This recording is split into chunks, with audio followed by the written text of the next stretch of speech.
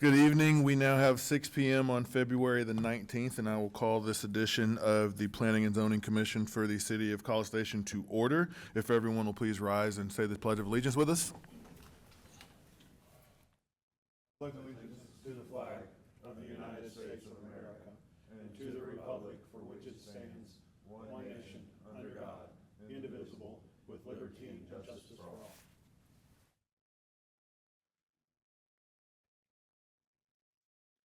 Thank y'all very much. We will move to agenda item number 2, which is hear visitors. At this time, we will open up the floor to any visitors wishing to address the commission on issues not on tonight's agenda. Our secretary has let us know that no one has signed up. Is there anyone that would like to step forward to speak? Seeing none, we will move on to item 3, our consent agenda. The only item on the consent agenda is our minutes from January the 15th. Is there any discussion, or do we need to remove anything? Seeing none, we'll entertain a motion to approve. So moved. Second? Second. We have a motion and a second. All those in favor, please say aye. Aye. Any opposed? As nothing was removed, we will move on to our regular agenda. Item 5.1, public hearing, presentation, discussion, and possible action regarding an ordinance amending the College Station Comprehensive Plan by adopting the updated Economic Development Master Plan. Final action of this will be heard at the February 26th City Council meeting. You are not Mr. Ostrowski. I'm not. You get me. The B team is here tonight. No, I'm Brian Piszczak, Assistant Director of Economic Development. It's a pleasure to be with you tonight, Commissioners. I am speaking here for Mr. Ostrowski and the Economic Development and Tourism Department. I also want to recognize Wendy Anderson, who's our Economic Development Manager here as well. I'm here to present an item regarding an ordinance amending the College Station Comprehensive Plan by adopting an updated Economic Development Master Plan. The inaugural plan was put in place back in 2013. It was updated in 2020. That has lived its full life through 2025. So we had engaged with the services of a consultant, TIP Strategies, back in May of 2025. We have conducted months of stakeholder engagement, series of steering committee meetings, update presentations to City Council and the Economic Development Committee along the way. The plan is to take this to City Council next week for consideration. We are here tonight to present this plan to you all. I am joined this evening by Erica Colston and John Karras of TIP Strategies joining us virtually to walk you through the plan. And with that, I will turn it over to them.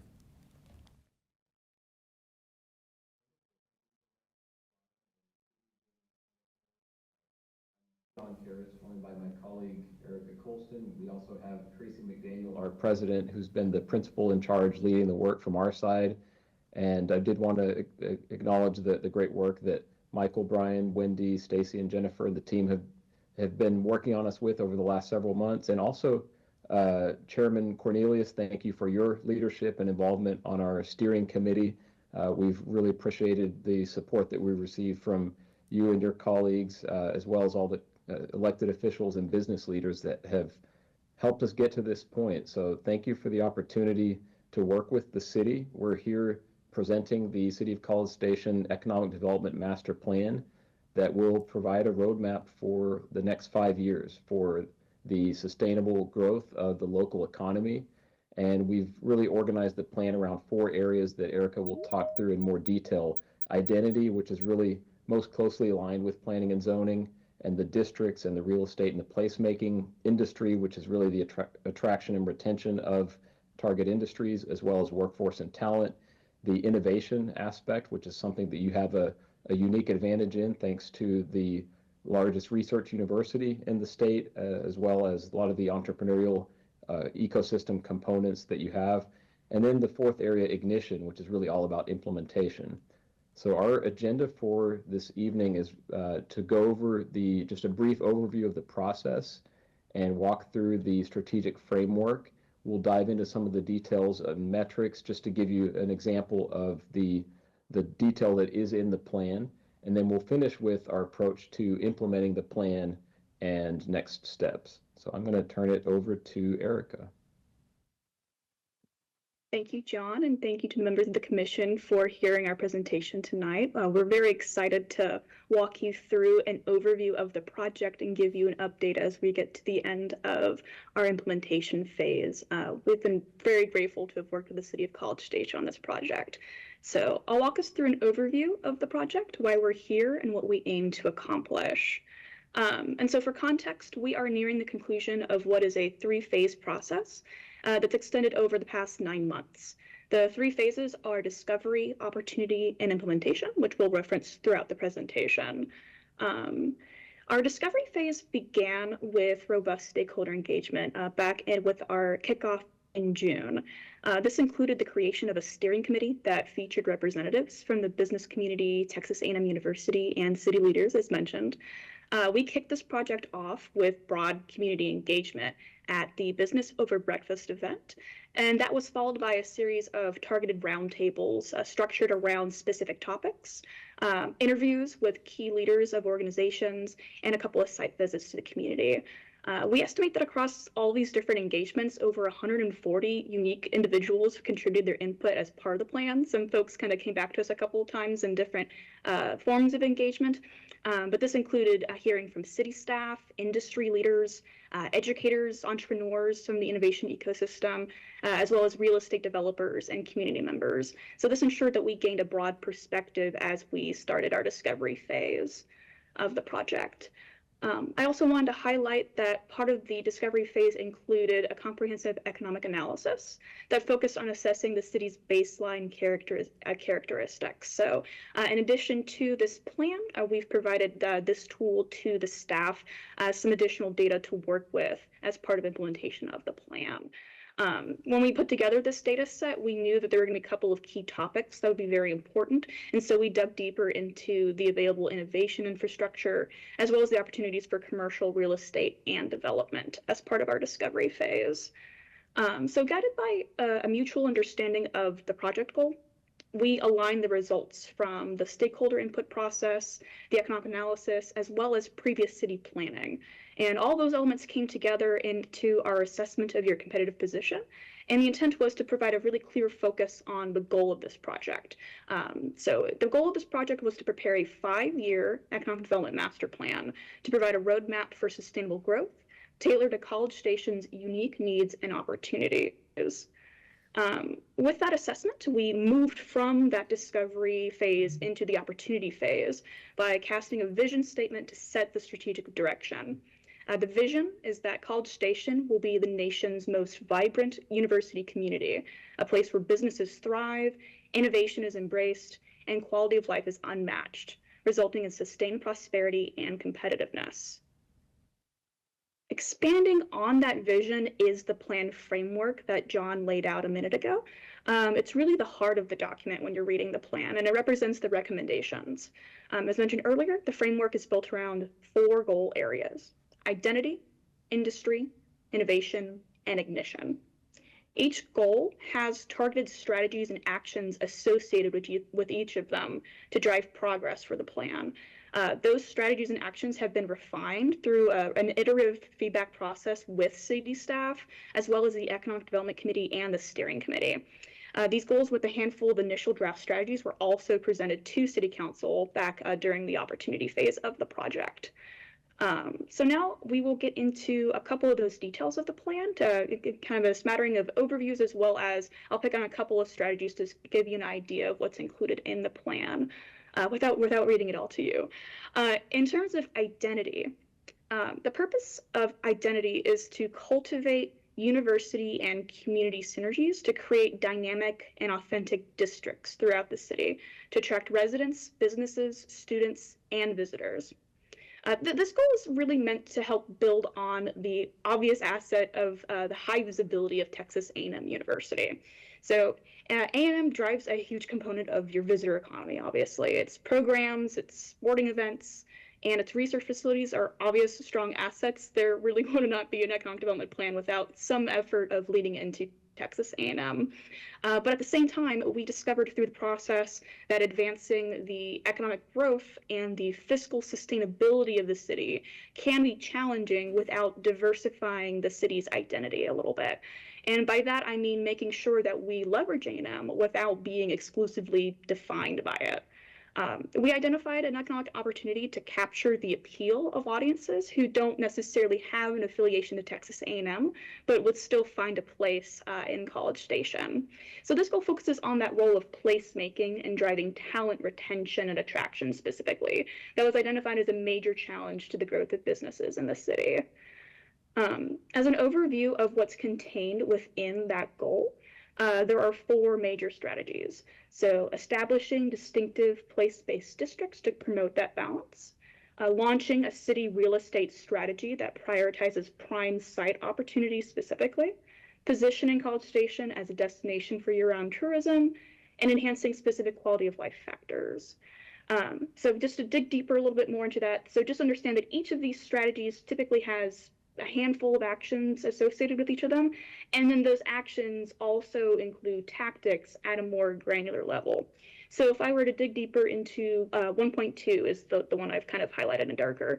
The second item to launch a real estate strategy includes actions related to shovel-ready development and redevelopment, relationship building with real estate developers, looking for new business park opportunities, and advancing those existing small area planning efforts that the city has in a way that supports the city's economic growth.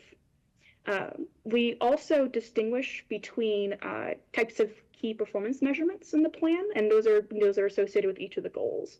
So here, for example, we have indicators. Those represent macro trends that are not entirely in the city's control, but they tell us when we're on the right track from an economic health standpoint. Whereas metrics are more about measuring outcomes from specific actions, programs, or initiatives. So in this case, tax revenue from new development and redevelopment projects, annual hotel tax revenue are sample indicators. Metrics are more kind of related to ROI of specific projects and number of marketing touch points for those districts that are described in the first strategy. One case study that we wanted to highlight associated with this goal is based on the efforts and the plans to reimagine the Midtown Business Park as a sports and entertainment asset. This is kind of included in a couple different strategies within the identity goal. We saw an opportunity to think big about Midtown as a broader economic engine for College Station, and we wanted to think big about the opportunity. And I know y'all are discussing planning related to a baseball sports complex. So we looked at our suite of best practices, and after considering examples of other sports and entertainment districts in Texas and around the U.S., we were drawn to Titletown District in Greater Green Bay. We've worked there as economic advisors over the last decade. I know John has been there several times. And what makes the district stand out is that it combines sports and entertainment with innovation and primary job creation related to economic development goals. So in this case, Titletown District is a 45-acre site that's adjacent to Lambeau Field, developed by the Green Bay Packers. It's anchored by Lodge Kohler Hotel, breweries, various parks and recreation amenities, including a 10-acre park and plaza. But that's also combined in proximity to residential office space, health facilities, and specifically an organization called Titletown Tech. That is a venture capital fund, accelerator, and co-working space. That organization started with funding from the Packers and Microsoft to invest $5 million into the venture fund. It's now grown to nearly over $100 million after the second round of funding. So the alignment of startup innovation ecosystem assets with the sports facility, we brought this case study in because of the sports tourism opportunity to bring in additional visitors, but then also to capitalize on the remaining assets of Midtown Business Park to broaden the opportunity to also include sports innovation and entertainment. While the sports angle will help drive that tourism, the fields of sports medicine and human performance are also target industries for innovation and business growth and can help serve complementary goals for the city. So providing greater visibility to these sectors can also help link district to Texas A&M, their various sports innovation assets, and kind of go even broader than that into the medical and biotech sector. So there can be a much broader view in terms of the opportunity for the area, building on the efforts that are ongoing there. I'm going to keep moving. The second goal, I know I've been talking a little bit about primary job creation. This is the goal that's really dedicated to that. The purpose here is to expand a thriving foundation of businesses and industries to create a diversified tax base and enhance economic opportunity. So at the heart of this goal is a focus on the city's long-term economic resilience to ensure that the city isn't over-reliant on any one sector or source of tax revenue. So this goal leverages the assets of Texas A&M to support the growth of targeted industries. I'll go over them here in a second. Those industries represent areas of economic growth, especially but not limited to primary job creation.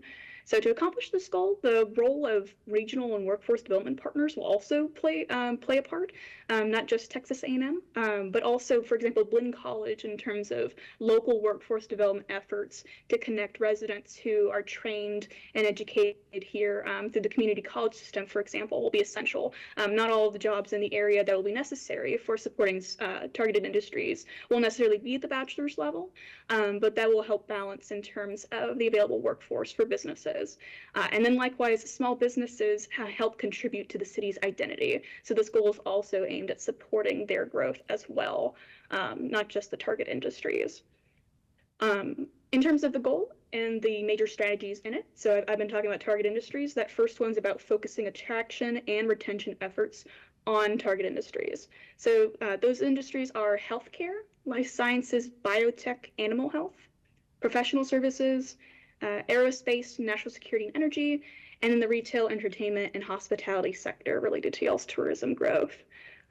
Each of the strategies strongly considers the role of Texas A&M, not just with the campus, the flagship campus that's in the city, but also the assets of the overall Texas A&M system. So for example, by using the city's proximity to A&M and access to the stakeholders and leadership there, the economic development team can tap into opportunities from the research institutes from across the state, acknowledging that Texas A&M is a statewide system. And so, for example, reaching into the Houston market by leveraging A&M system assets in different metro areas and all across the state. So in addition to those attraction strategies, this goal also includes items like a business retention program that includes a survey and regular site visits to ensure those companies that have chosen to locate in College Station stay within College Station. And additionally, kind of from a planning perspective and development perspective, a concierge process whereby applicants in target industries are connected efficiently with city staff. That business, whenever they're brought into a very cohesive process where they clearly understand, I go here for this, I go to this person for this, and then I'm transferred to this person for this other item, to help just reduce those barriers and ensure that they are fully compliant with y'all standards and that they're successful with meeting those needs. So in terms of success metrics, job creation and growth, as well as tax base and growth, is an obvious kind of sample indicator from a health perspective. But in terms of metrics from a daily programmatic standpoint, in-person visits to existing businesses will be helpful, as well as tracking meetings with corporate site selectors, real estate professionals, landowners, as examples. I'm going to move forward to the innovation goal. I'm going to pause for a second for a drink of water. Innovation, the purpose of this goal is to establish College Station as a hub for science and tech-driven entrepreneurship, research and development, business formation and growth, and wraparound support related to innovation. So by virtue of having an R1 research institution in the city, College Station is uniquely positioned to tap into innovation opportunities. In practice, with regards to the other goals of this plan, this goal represents an extension of the city's target industry attraction and retention efforts, but there's a very specific focus on the needs of small, high-growth tech companies. You might know these companies as startups. You may have heard that term before. A key type of startup that's especially important within university communities are spin-outs of companies from university research activities. Think professors, think researchers who have identified a new type of research and developed intellectual property around it. How can that research be leveraged for commercial opportunities and job creation? For those who aren't familiar with tech transfer and commercialization. The success of those companies and related companies relies on the coordination of resources between partners in what's called the innovation ecosystem. That'll be really important to developing the segment of the economy in the area. So resources can include mentorship programming, access to appropriate real estate product, support for tech transfer and research commercialization, and the presence of venture capital. In terms of what's included in the goal itself, there are three major strategies. So I mentioned it's an extension of the target industries, for example. The first one is really retaining what you have, attracting and keeping those spinouts, retaining and expanding local science and tech-driven employers in College Station across all industries, but with particular attention to target sectors to develop clusters. The second one being to attract new startups from competitive markets by positioning College Station's innovation ecosystem assets. So a lot of Texas A&M's research facilities, the Rellis campus, for example, with aerospace, are really attractive to companies who need additional support and access to research facilities specifically. And so College Station is highly competitive in that regard. The third one is enhancing those additional components that I mentioned to support the overall ecosystem of startups and make sure that their business growth is facilitated across the spectrum of kind of the life cycle of a startup, going from all the way from idea formation to product to market, for example, and then kind of the growth into a well-established company. I'm going to go a little deeper into detail on the third item. In terms of how that strategy is structured, there are actions that are dedicated to each of those major components of a successful innovation ecosystem. So actions to highlight include connecting local companies to contract research and facilities. I'm talking here very specifically about the Texas Engineering Experiment Station, TEAS, if you're familiar. Some other actions included in this strategy are conducting a real estate inventory to identify missing assets that are specific to the segment, like co-working space or wet lab space for biotech companies. Supporting relocation of former Aggie students who want to start a tech company. They already kind of know, they're already familiar with Texas A&M and College Station, right? They already know the assets that are here. And then also working with ecosystem partners to develop venture capital networks. In addition, some additional programming related to mentorship and skills development specific to entrepreneurship will also be really helpful for this ecosystem. Some indicators: growth in incubator, accelerator, co-working, wet lab space, as well as new patents and IP registered. In terms of metrics, right, program activities, that includes the number of startup founders that are participating in local incubation or accelerator spaces, as well as the number of founders who are receiving technical assistance through y'all's BRE program. One case study we wanted to highlight here is the Greater Austin region. So my background, I used to work in the Austin area with Opportunity Austin. The Greater Austin region provides one of the best case studies of an economic development effort that strategically focused on innovation particularly. This is a 50-year-old story that goes back that starts with aligning public and private academic leaders to recruit not just companies in general, but tech companies specifically. And then not just recruiting tech companies, but then also recruiting the investors and the capital to fund the next generation of those startups. We think that there's a great opportunity in terms of Texas A&M and the different venture capital, seed capital networks that are available through the alumni network, or former Aggie network. And the impact of that work is present in the data in terms of how Austin turned out. With regard to how Austin looked at recruiting investors and cultivating that funding environment through the space of capital, it's now ranked as the top venture capital market outside of the long time, the ones we know, Silicon Valley, New York City, Boston, so on. With 2025 being the best year ever for venture capital funding in Austin, Austin's even surpassed the Seattle region. And so we really brought this in because of the relevance, as I mentioned, for the innovation ecosystem with regards to College Station's access to the former Aggie network, also the high concentration of academic R&D talent that's already in College Station, and the opportunity to access really high quality talent in terms of developing startups and investors that are invested in College Station through their affiliation to Texas A&M. I'm going to go through the last goal here, ignition. The purpose of this goal is to position the city as a proactive strategic leader that collaborates with local and regional partners to optimize implementation. This goal reflects the reality that economic development success cannot be achieved in a vacuum, and your partnerships will definitely be key to implementing the plan, especially with regard to Texas A&M, as well as your partners with Brazos County, the City of Bryan, the Greater Brazos Partnership. There are lots of different entities that have a stake in this plan, and they'll be very, very influential in terms of its implementation.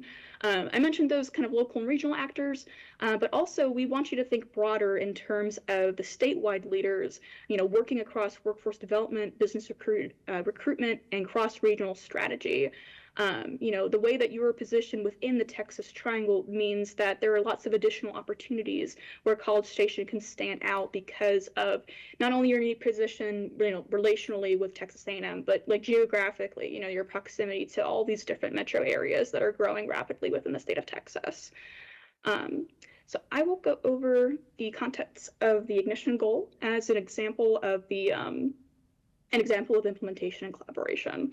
The 4 strategies here, the first one's focused on ensuring the effectiveness of the master plan itself by enhancing those partnerships with local and regional partners through regular communications and regular convenings. The second one is kind of relating more to what I mentioned earlier about positioning College Station as a strong regional and state level economic leader. The third one is making sure that the economic development team is equipped with the right tools, resources, and structure to deliver results. And then the fourth one is elevating community awareness about the city's economic development goals through public awareness. The importance of specific topics, for example, like redevelopment and innovation, those will be really important to keep the community engaged on to make sure that it's understood how well they contribute to the growth of the overall city and the role that it plays in its economic health. The second item I'll dig a little deeper into. I mentioned earlier, again, the geographic position of the city within the Texas Triangle is a huge asset. Actions within this strategy include a marketing and branding campaign that's focused on several targeted audiences, ranging from businesses to those district development partners. Some marketing focused really specifically on talent attraction and retention. I'll talk a little bit more about that in a second.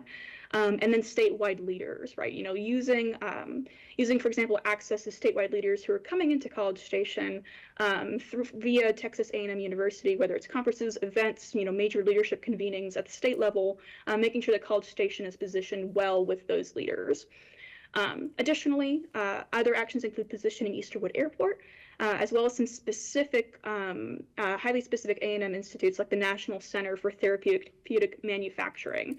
Those are other additional assets that help bring attention to the city's economic development leadership. And with regards to the Texas Triangle, forming relationships with regional economic development organizations in the major metro areas is another opportunity where the city can kind of gain some additional leads in terms of attracting business with regard to suppliers that might want to be close to Texas A&M, be in College Station, but are essentially being driven by some of the investments in the larger metro areas and kind of treating yourselves as central within a larger periphery. And one action I did want to call into attention was the Talent Concierge Partnership Strategy. It's within the plan. One challenge that we heard, and I kind of alluded to earlier in the identity goal, is related to talent attraction and retention. Something that we heard is that employers can often get very close to landing a competitive hire, but the deal might fall through because the candidate either didn't have an affiliation to A&M, or with regard to their background, they didn't quite see themselves fitting in the community. They didn't really understand how, with regard to how they practically live and work in the environment. Even though College Station offers a competitive quality of life, it just wasn't immediately clear to them that they would definitely find their home here, and so that caused the company to lose a candidate. So this action is designed to engage and incentivize community partners to operate a talent integration program to help bridge that knowledge gap for folks who are applying for positions in College Station and are looking at moving here. So this would include relocation guidance, community navigation, and family support resources for competitive candidates, as well as their spouses. So, for example, think of a spouse who is, coming into the community, because of a hire for Texas A&M faculty-wise, right? So, making sure that all folks and all folks who can contribute to to College Station's economy are included and connected in a way that makes them feel welcome in the community. I will think that is it in terms of the overview of the framework. John, I believe you're going to take us through operationalizing the plan in terms of the implementation phase.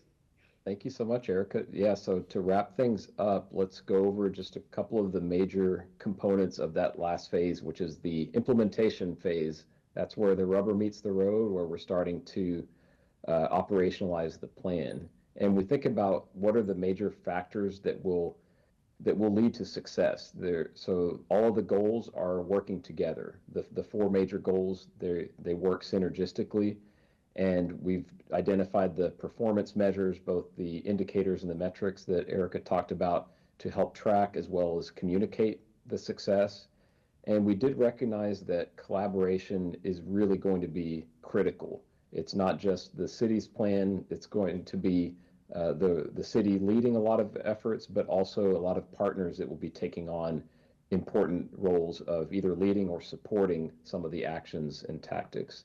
And then we know that there will need to be additional resources considered and in some cases invested in things like incentive agreements or other things that will support the implementation from a financial perspective. So thinking about the implementation, we've already put together what we call the draft implementation matrix and delivered that to the city staff. And this is really a tool that lays out every one of those nearly couple hundred individual strategies, actions, and tactics, and identifies who will be the lead organization, which entities will be supporting partners, and then identifies the timeframes for when these actions and tactics will be implemented, along with priorities, required resources. And this is just a snapshot of that implementation matrix that will really help the staff organize their collaboration with those partners to implement the plan. And we are scheduled next week, in addition to our meeting a week from today with City Council to present the final version of the plan. The day after, we are convening what we're calling the implementation workshop, which is going to be a discussion around using that implementation matrix to identify immediate opportunities, early wins, as well as high priority and high impact strategies. So we will use that to really establish shared ownership, develop consensus about what needs to happen over the next few months and the next throughout the rest of the year one of the plan, and then including those partners that will help support the plan's success. The last, I think, content here that we have for you, this is a sample structure for guiding that implementation phase to really carry the momentum forward. There's a lot going on this graphic. Really just wanted to hone in on the four working groups. So we've got, of course, the City Council oversight and the lead convener of the Economic Development and Tourism Department. But within each of those four goal areas, we're envisioning a working group that will meet regularly, at least at the outset of the implementation phase, to really use that matrix to organize themselves and identify partners that will help carry forward each of those actions. And we also envision this will be used to help report out progress to the City Economic Development Committee and that council oversight to ensure that there is accountability and communication toward how the plan is being implemented. So with that, we really appreciate your time and attention this evening, and we're happy to take any questions that you may have and discuss any aspects of the plan in more detail.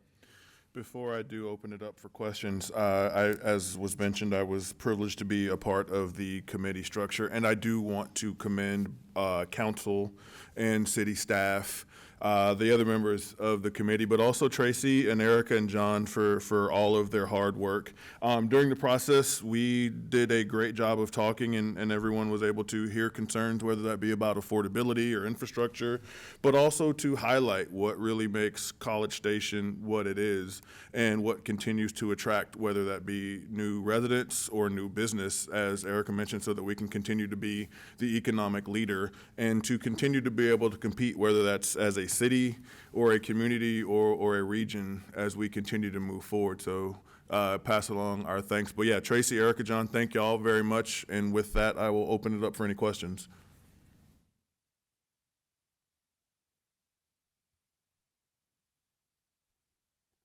one of the, I was trying to take notes as quickly as I could, so bear with me just a moment. The statement was made that you want to leverage Texas A&M without being exclusively defined by it. What exactly does that mean? What does that look like? I can start off, and then John, you can jump in if you'd like. A lot of it is related to highlighting the different assets within the community from a cultural standpoint, in terms of, for example, how small businesses contribute to identity, in terms of how different districts and areas of College Station reflect different lifestyles, in terms of, for example, Century Square, right? The way that businesses are structured there, in terms of the vibe, in terms of the culture, in terms of the cultural amenities of the events, the organizations that are ongoing there. There are parts of the city which can appeal in terms of one type of branding, whereas others might be more focused on kind of the student vibe. And so kind of it's more about specializing with regard to different areas of the city with regard to identity. So that way it's more balanced in terms of, when the first thing that comes to mind when you hear College Station, you think of Texas A&M University. And I mean, I know that's my bias particularly, for example. And so kind of highlighting through marketing of the city, different districts in the area that can highlight those different aspects of the city. And for example, as the residential areas expand in the southern parts of the city, highlighting those different types of community events, those cultural assets, just not necessarily kind of relying necessarily on all of A&M, but it's just recognizing that it's such a huge, highly visible asset. It's a little difficult to kind of bring out the other aspects of College Station that make it great. Erica, if I may, from the meetings, and this is Jason again, is it something as simple as we know A&M is, you can't ignore it, and that's obviously going to be number one that people are thinking of, but the gap between 1 and 2 isn't as large, and so people will recognize that there are other parts of College Station very quickly? Exactly. In your economic study, there wasn't a lot information, this particular summary regarding the economic study. Where does housing come into the equation of when we're attracting new businesses that are going to, I think the target was 25 to 32-year-olds. Where are they going to live? I'll let Erica answer that question more fully, but one thing I do want to point out on the plan is that one thing you'll notice as you read through this is that it refers to existing planning efforts and ensuring that those are implemented. These are presented in a way that, okay, you've got strategic action items, and one of the action items under 1.4 specifically references the housing action plan and to incorporate those things. So as this plan develops, part of the initiatives of this plan and the action items that are to undertake are to execute on the existing plans in concert with that, because we recognize that as we further grow and diversify the economy, increase the primary jobs in this community, there also needs to be space for these folks to live.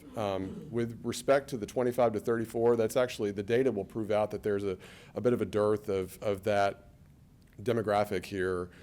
We heard a lot of that anecdotally and then also through evidence that you've got this large student population and then this also sort of kind of mid-career professional and then on, because we heard a lot of, this is a wonderful place for families, but typically what you see is out-migration from students who are graduating to larger markets. So as this area continues to grow and evolve economically, I think you'd continue to see that evolution demographically as well. Do we have a, in the economic, have we done a comparison to the cost of new housing, the economic impact of new housing, for instance, in property taxes versus the services offered to housing versus the sales tax and property tax impact on this? Well, it would seem just on the surface, that looking at it just like this, that this is all an a business development plan without, that is hinging upon basically attracting new businesses here versus Bryan, Rellis, et cetera. And yet the overarching issue is the continuing ongoing housing issue that we have, however we want to define it, affordability or whatever. So I guess the question that I would urge the council to ask is, where are these new businesses? When we're selling College Station, why would they come here? Why would a new business come here and not to Bryan or Houston or Austin? Mentioned Austin. Why would they come here? What's our leverage in this equation? Sure, yeah, and I'll let John and Erica, I know it's a little different, I feel like I'm speaking to God a little bit of their being up here, to chime in at the conclusion of any comments that I may have. But I do want to say, we focus a lot on the quality of life, and part of that has to do with the four key areas that we're looking at. One of those is identity, and again, it talks about its relationship with A&M and leveraging the greatest advantage that we have here as a community, but then also further defining districts and that sort of thing, creating that sense of place, that there are certain areas around town that you see that really evident. To your point on the data piece, yes, that was a piece of the analysis that they looked at. In fact, it was one of the earlier slides in there, and that's information that actually we incorporated into this plan, but then can make available. It'd be kind of a point in time, but we can put on our website that actually has the wealth of baseline information that they gathered through through a variety of sources. One of those being housing affordability and sort of answering that question. And yeah, we looked the comparable cities, and John and Erica, again, you can follow with me. The comparable cities, we looked primarily within the Texas Triangle, and then we also looked at comparable college towns, Okay. and looked at the differences between, College Station versus, again, another college town, and where housing affordability ranks within that. And as you would expect, housing affordability I would say college towns have a unique case of housing affordability because of, again, the presence of students and, the limitations on owner-occupied housing because of the expansive rental housing market. And I would say it's just magnified to some extent in College Station just due to the fact of the sheer size of the student population. Okay, with that, John, Erica, if you've got anything further on that. Yeah, great questions. And we certainly heard a lot about the housing needs and the housing challenges from the stakeholder input, and we saw it from a data perspective. The only thing that I'll point out is the question of housing affordability. There's really two sides of it. One is the housing, and the other one is the income levels. So by providing more employment opportunities and middle wage and higher wage jobs, which the master plan is very focused and correctly on the business and employment side of things, that helps address that affordability gap. But we'd certainly understand the need for continued investments in many types of housing throughout the community. The one thing I'll add to that as well is that in the plan, we do acknowledge, for example, with regard to districts that are located near the university that are prime opportunities for students in terms of prioritizing that type of housing, in terms of densifying for those districts, but then in terms of making sure that housing supply is broader than that, and that there are other types of housing opportunities throughout the city that align better with different types of identity, not necessarily recommending density in all parts of the College Station, but in districts where it makes the most sense to serve students in terms of where they're located within the city, making sure they're as close to the university as possible to reduce traffic and things like that. So just want to mention that as well. I guess one final question, and it's is we're looking at a 5-year update. Is there going to be a side-by-side comparison of where we fell short in the 2021 plan, or 2020, I guess it was? Is there going to be, in my career, I've sat through a lot of strategic meetings, and there's very little interest in going back 5 years to see how we did. So is there, in this deck, is there a comparison of where we fell short, or where and why this is needed versus maintaining the status quo? Sure. What I would say, as far as the previous plan, that plan was incorporated into the development of this one in terms of the consultants' benchmark understanding of our community. So they reviewed that plan. I can say that there are a lot of similarities. Certain economic development plans are going to look There's certain characteristics that you're just going to see when you're looking at economic development master plans or strategic plans. Business attraction, yes. A focus on business retention and expansion, sure. Yeah, those things are there. But what makes this plan, I think, an appropriate comprehensive roadmap for us in the next 5 years is the kind of intrinsic value of what this community offers and why that's different to somebody else who's also getting into business attraction and retention and expansion, because sure, everybody wants that, but again, it has to be within the context of the community. And again, this plan focuses on district development. It leans very heavily into innovation. It focuses on the assets that we can leverage at the university, the system, all of the supporting organizations under the umbrella of the A&M system, and then ultimately tries to answer the question, what is the city's role? And I would say at times, politically, that's where the things can sort of ebb and flow as people come and go and councils change and that sort of thing. This is to try to firmly establish the mission of the economic development strategy in terms of what the city's role is as an ultimate convener. And that's why we have this implementation workshop that's planned for the day after council's presentation. That will be incorporated into our regular reporting schedule, whether it's monthly, quarterly, annually, of pushing this out to ensure we're meeting the proper goals that this plan lays out.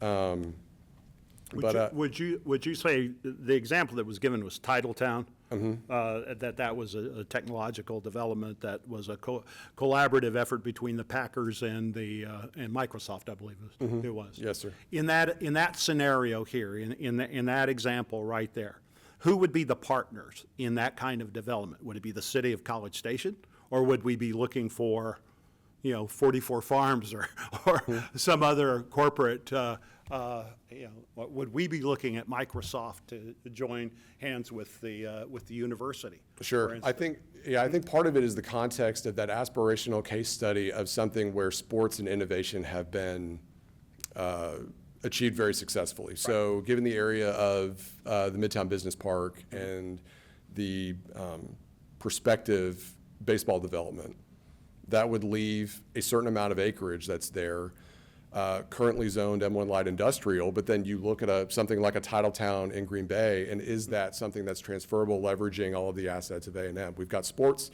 we've got retail entertainment, you have the Costco right there too, so you already have this emerging commercial center. Is there a way to integrate this office innovation field to that aligns with sports and the other complementary uses that are around it? Okay, that's a good answer. Thank you. Okay, I am there. Yes, sir. Okay, I've lived in this community for almost 50 years. I don't see where this plan is any different than what we've had the last 20 years. It's the challenge. Using the university as a leverage to bring business in.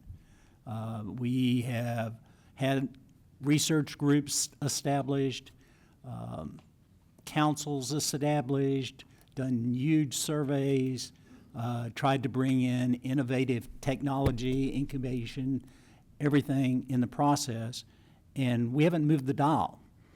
The university went on and created Borellis, which is a feeder for all of those type of projects.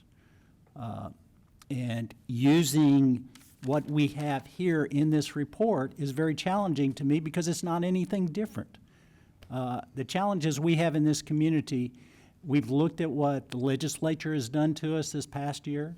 We've looked at the lack of entertainment and cultural things that are citywide, community-wide.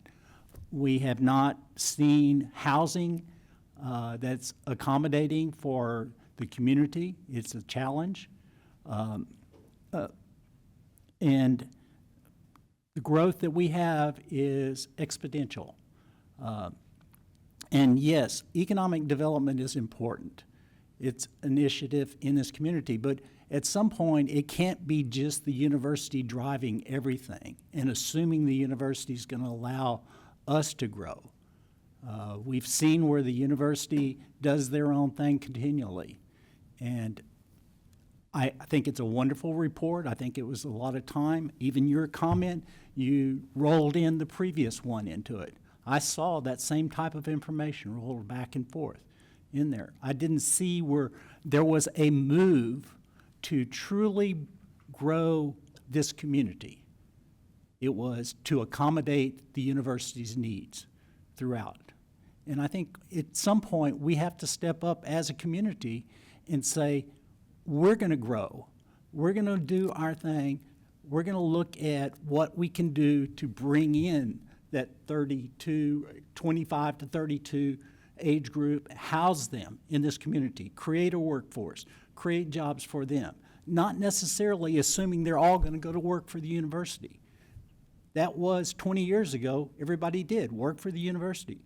We have a huge medical community that's growing here in this community. That's not the university. It's growing, but they don't have houses. They don't have places to live when they come in here.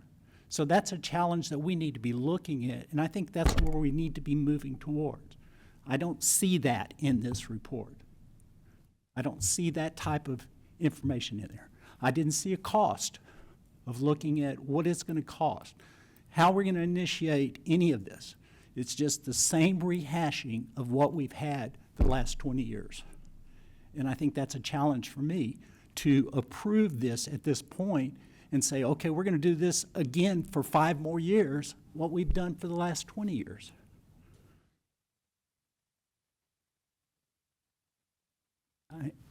It's just a talent. I mean, everything I look through, the startups, the innovation is dealing with the university. The strategic initiatives, startup incubators, accelerators, all of that is university.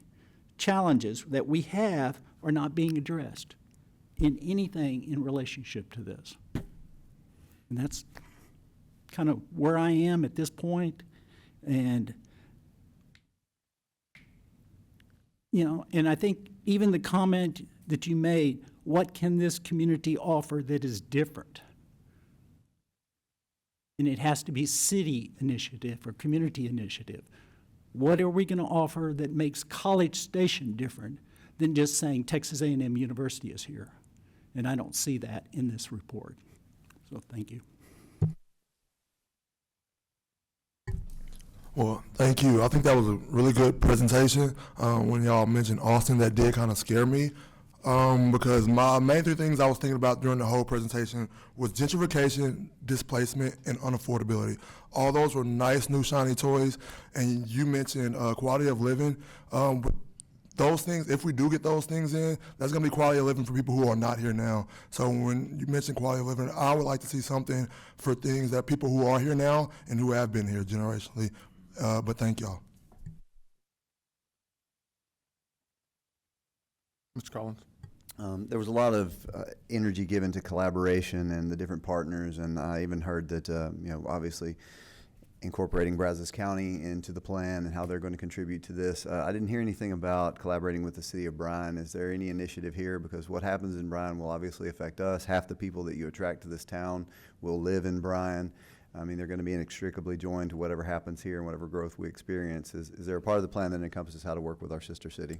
Yeah, it's referenced multiple times in there. I'll let John and Erica speak to any specifics, but I know they were brought in from the very beginning and part of focus groups and things like that. So certainly be a part of the implementation workshop as we move forward. So. Yeah, I'll highlight the very first strategy within the ignition section in terms of collaboration with partners. There's an existing, for example, group meeting relating to different regional and local entities in the area, and particularly Bryan. One key challenge that's acknowledged within that section includes, for example, Lake Walk in that area of the city as an example of growth in terms of where additional residential opportunities can occur in terms of aligning and understanding that in terms of how the community interacts with city and College Station, folks don't, in terms of crossing the border, in terms of how they interact with the city. Additional opportunities to make sure that there's access to residential, as well as kind of John alluded to, higher wage jobs related to industry recruitment and businesses. So I wanted to highlight that as well. That's a key focus of the Ignition goal, is making sure that the city is working in collaboration with Bryan on specific parts of the city like that.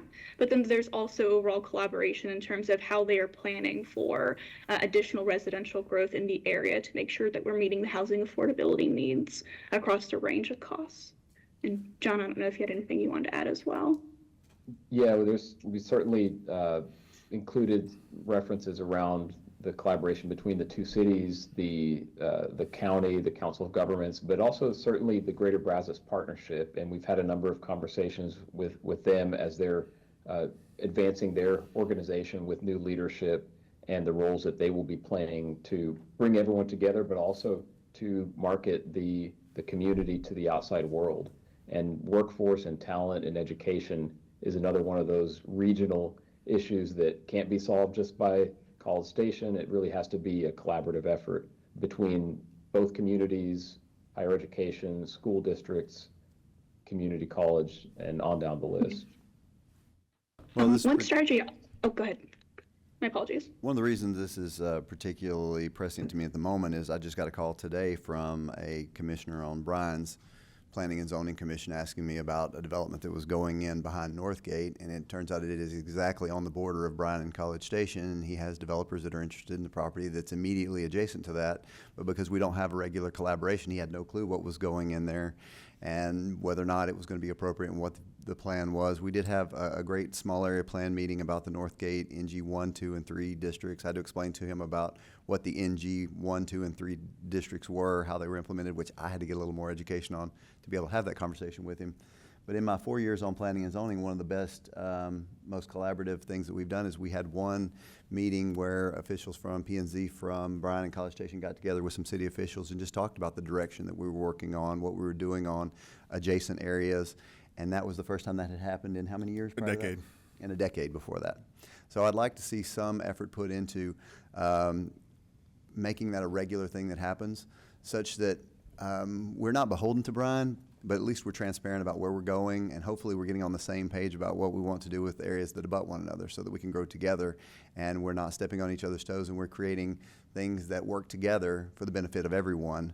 I'd like to see them investing more in areas that are adjacent to our areas such that it makes our offerings more attractive. So, thank you. And to Commissioner Chigulupka's point, and he's right, I did not see it in the presentation, but I'm pretty sure as I was trying to look back in the report, because there were, and I remember a 20-minute conversation about the medical industry, about additional retail and things like that are outside of that partnership with, and not being beholden to A&M, but those are things that were discussed, correct, as far as like making sure that we aren't just, again, A&M is 1A, 1B, 1C. It's realizing that we do have additional partnerships, and it's a very valid point, things that we do have other things to offer here besides just that. Yeah, the second goal lays out the target industry strategy, which is really like, okay, what are your core things that you're going after? And every community is different based on the assets that it has. So leveraging A&M and leveraging some of the energy that's already existing here. We have 5 areas. They're referenced in the plan, and I know that Erica and John sort of hit them as we went, but healthcare, life sciences, biotech, animal health, professional services, aerospace, national security, and energy, which actually is a very specific tie to what's happening at RELIS and the partnership that I think we would have with the city of Bryan, and recognizing that we are one community and that there's a lot of movement there. And then lastly, retail, hospitality, and entertainment. I do want to mention on healthcare, first of all, let's go 30,000 feet up. We have seen continued development in the private sector to where the latest numbers that we have, it's roughly 57% private sector employment, 43% public sector employment within the corporate limits of the city of College Station. And I think that surprises people, because I do think that there is, because you see the university, and yes, there's tens of thousands of people that are employed by the system, and of course, there's such a massive public influence here, whether it's the city or the county or the schools or whatever else. But we are seeing increasing, further diversifying private sector employment. And not only are we seeing that just apparent sort of year by year, but it's actually growing in intensity. It's that diversity is at pace accelerating, which is a really good thing to see. In the case of healthcare, obviously a lot has to do with the continued investments with CHI St. Joe's and especially Baylor Scott & White and their new hospital system that's there on Rock Prairie, including the new building that they just opened last year. I think another $80 million investment on that campus. We've seen healthcare grow. This wasn't hit in the plan, but it has been included in some previous data that we've looked at with our consultant. The healthcare as an industry has increased nearly 200% in College Station since over the last 25 years. So that has been a huge growth area for us. And I think also recognizing, again, continued challenges with rural healthcare and sort of what you're seeing, I think that's kind of coalescing into this area really becoming a further a regional hub when it comes to healthcare. So I do think there's a major advantage there, and it's one of the reasons why it's listed as a target industry.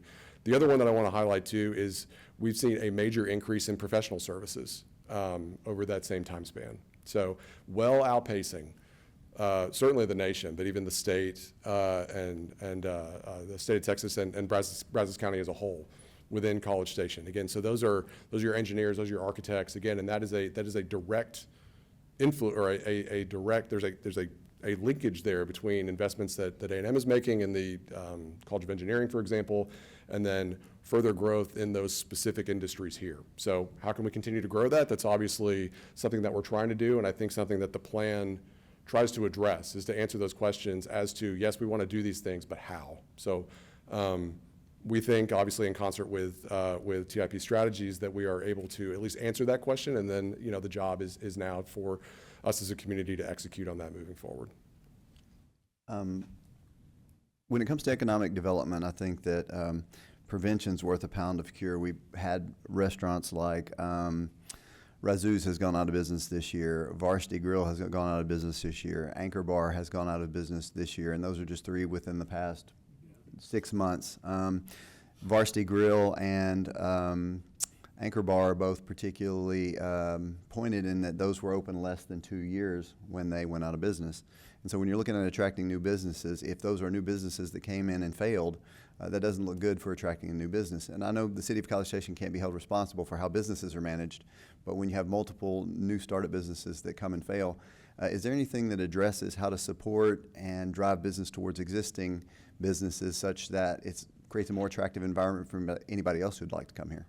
Yeah, sure, absolutely. There's a few different ways to go with that. First of all, attracting others. I mean, we work in partnership with our tourism department too. So, I mean, there's a lot of selling, not only to our local resident community, but especially those visitors that are coming in from meetings, conventions, sports tournaments, those sort of things. Because there's a lot, we do rely very heavily on the hospitality sector and those visitors that are coming in here, either to leverage everything that's happening at A&M or all the various events and things that are going on through our tourism office.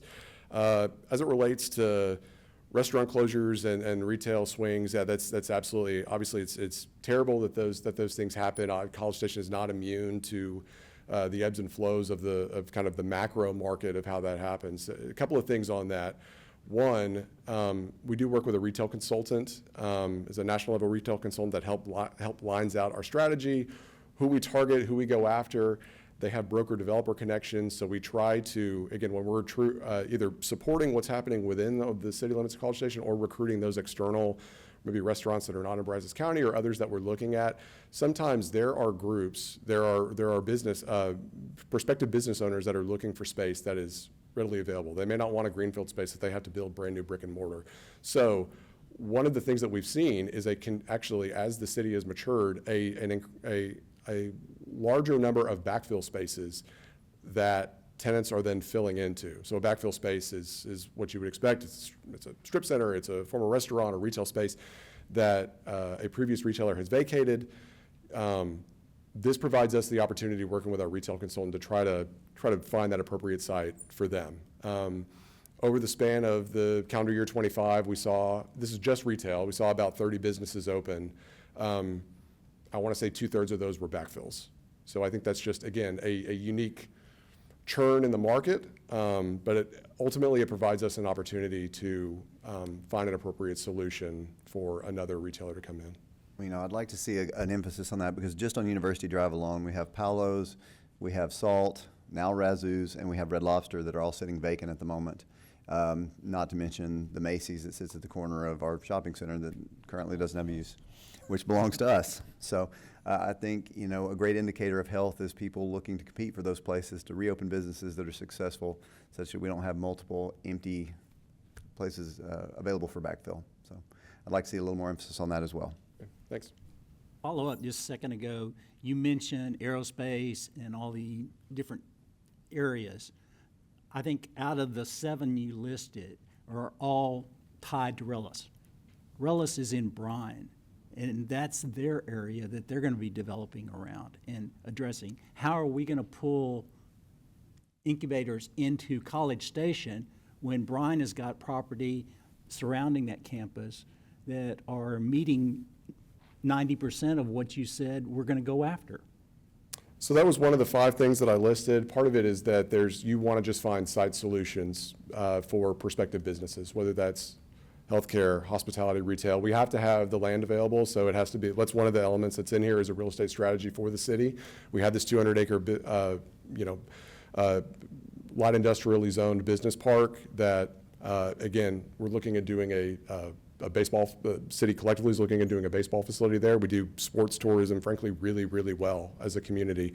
So that does provide the, I think, next layer of opportunity. And one of the things that's mentioned is having an adequate real estate strategy, whether that's going out and buying additional land or looking inward and continued redevelopment opportunities. But that is really the city's strategy there, and what the city can do is try to prime the pump to an extent to, yes, if there's a business that's successful and is emerging and wanting to expand, then we want to provide a permanent solution for them here. Probably the best recent example of that is a business that was not located within the city of College Station.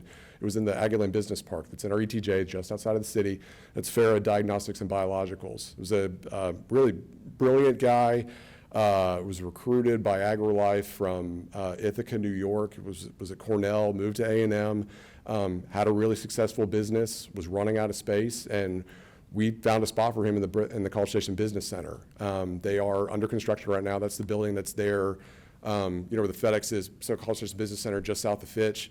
There's another development that's right next to it that's actually under construction, but the one that's closest to Highway 6 when you're driving by is Farah Biologics and Diagnostics. They do really incredible work, diagnostics tools for animals. They do some sort of pheromone thing that reduces the stress that cows and pigs are under. So it's all about like trying to provide that space for them, have that opportunity. And again, that's a really great example of a local company that did well, that was expanding, that ran out of room, and that wanted a permanent home, and we were able to locate them within the College Station Business Center in College Station. How many people are they going to employ? I think that they're looking at about 25 there. It's going to be their headquarters and manufacturing facility. They also have an internationally wide sales kind of dispersed sales team throughout. But again, this is going to be their company headquarters and manufacturing facility of all their products. So we just looked at potentially getting a data center here in College Station, and the 2 questions that came up immediately is there sufficient water and sufficient power? Is that a question that you're getting amongst people that are interested in locating here? Can you supply their power needs? Can you supply their needs for water with, potentially exporting water, having to drill new wells? I mean, where do we stand in that as an economic incentive to be here? Yeah, that's a very regular question. It's one of the top line things, whether you're working with a company directly or working with site selectors who work through the state, and they provide their parameters. We need X amount of acres, we need this amount of power. So what we do is, we have the advantage of having College Station utilities in-house. So if you're talking within the corporate limits of the city of College Station that's served by CSU, it's very easy to pick up the phone and understand sort of where we are and what our capacities are. Also knowing ahead of time with a business park and what it can support. That's part of that real estate strategy is, again, the feasibility of the cost that would go into that. Not only the land that you're buying, but also running utilities out to it and what sort of power we could, power and sewer and water that we could serve, because then it forces you to align your expectations accordingly from a business attraction standpoint. Because yes, you're not going to go after that 1,000-acre property because or that business that needs that level of acreage or power or something that's incompatible with what we currently have. It's all about right size fitting what we have. And again, I think this plan addresses core areas of focus relating to healthcare, professional services, and innovation in particular.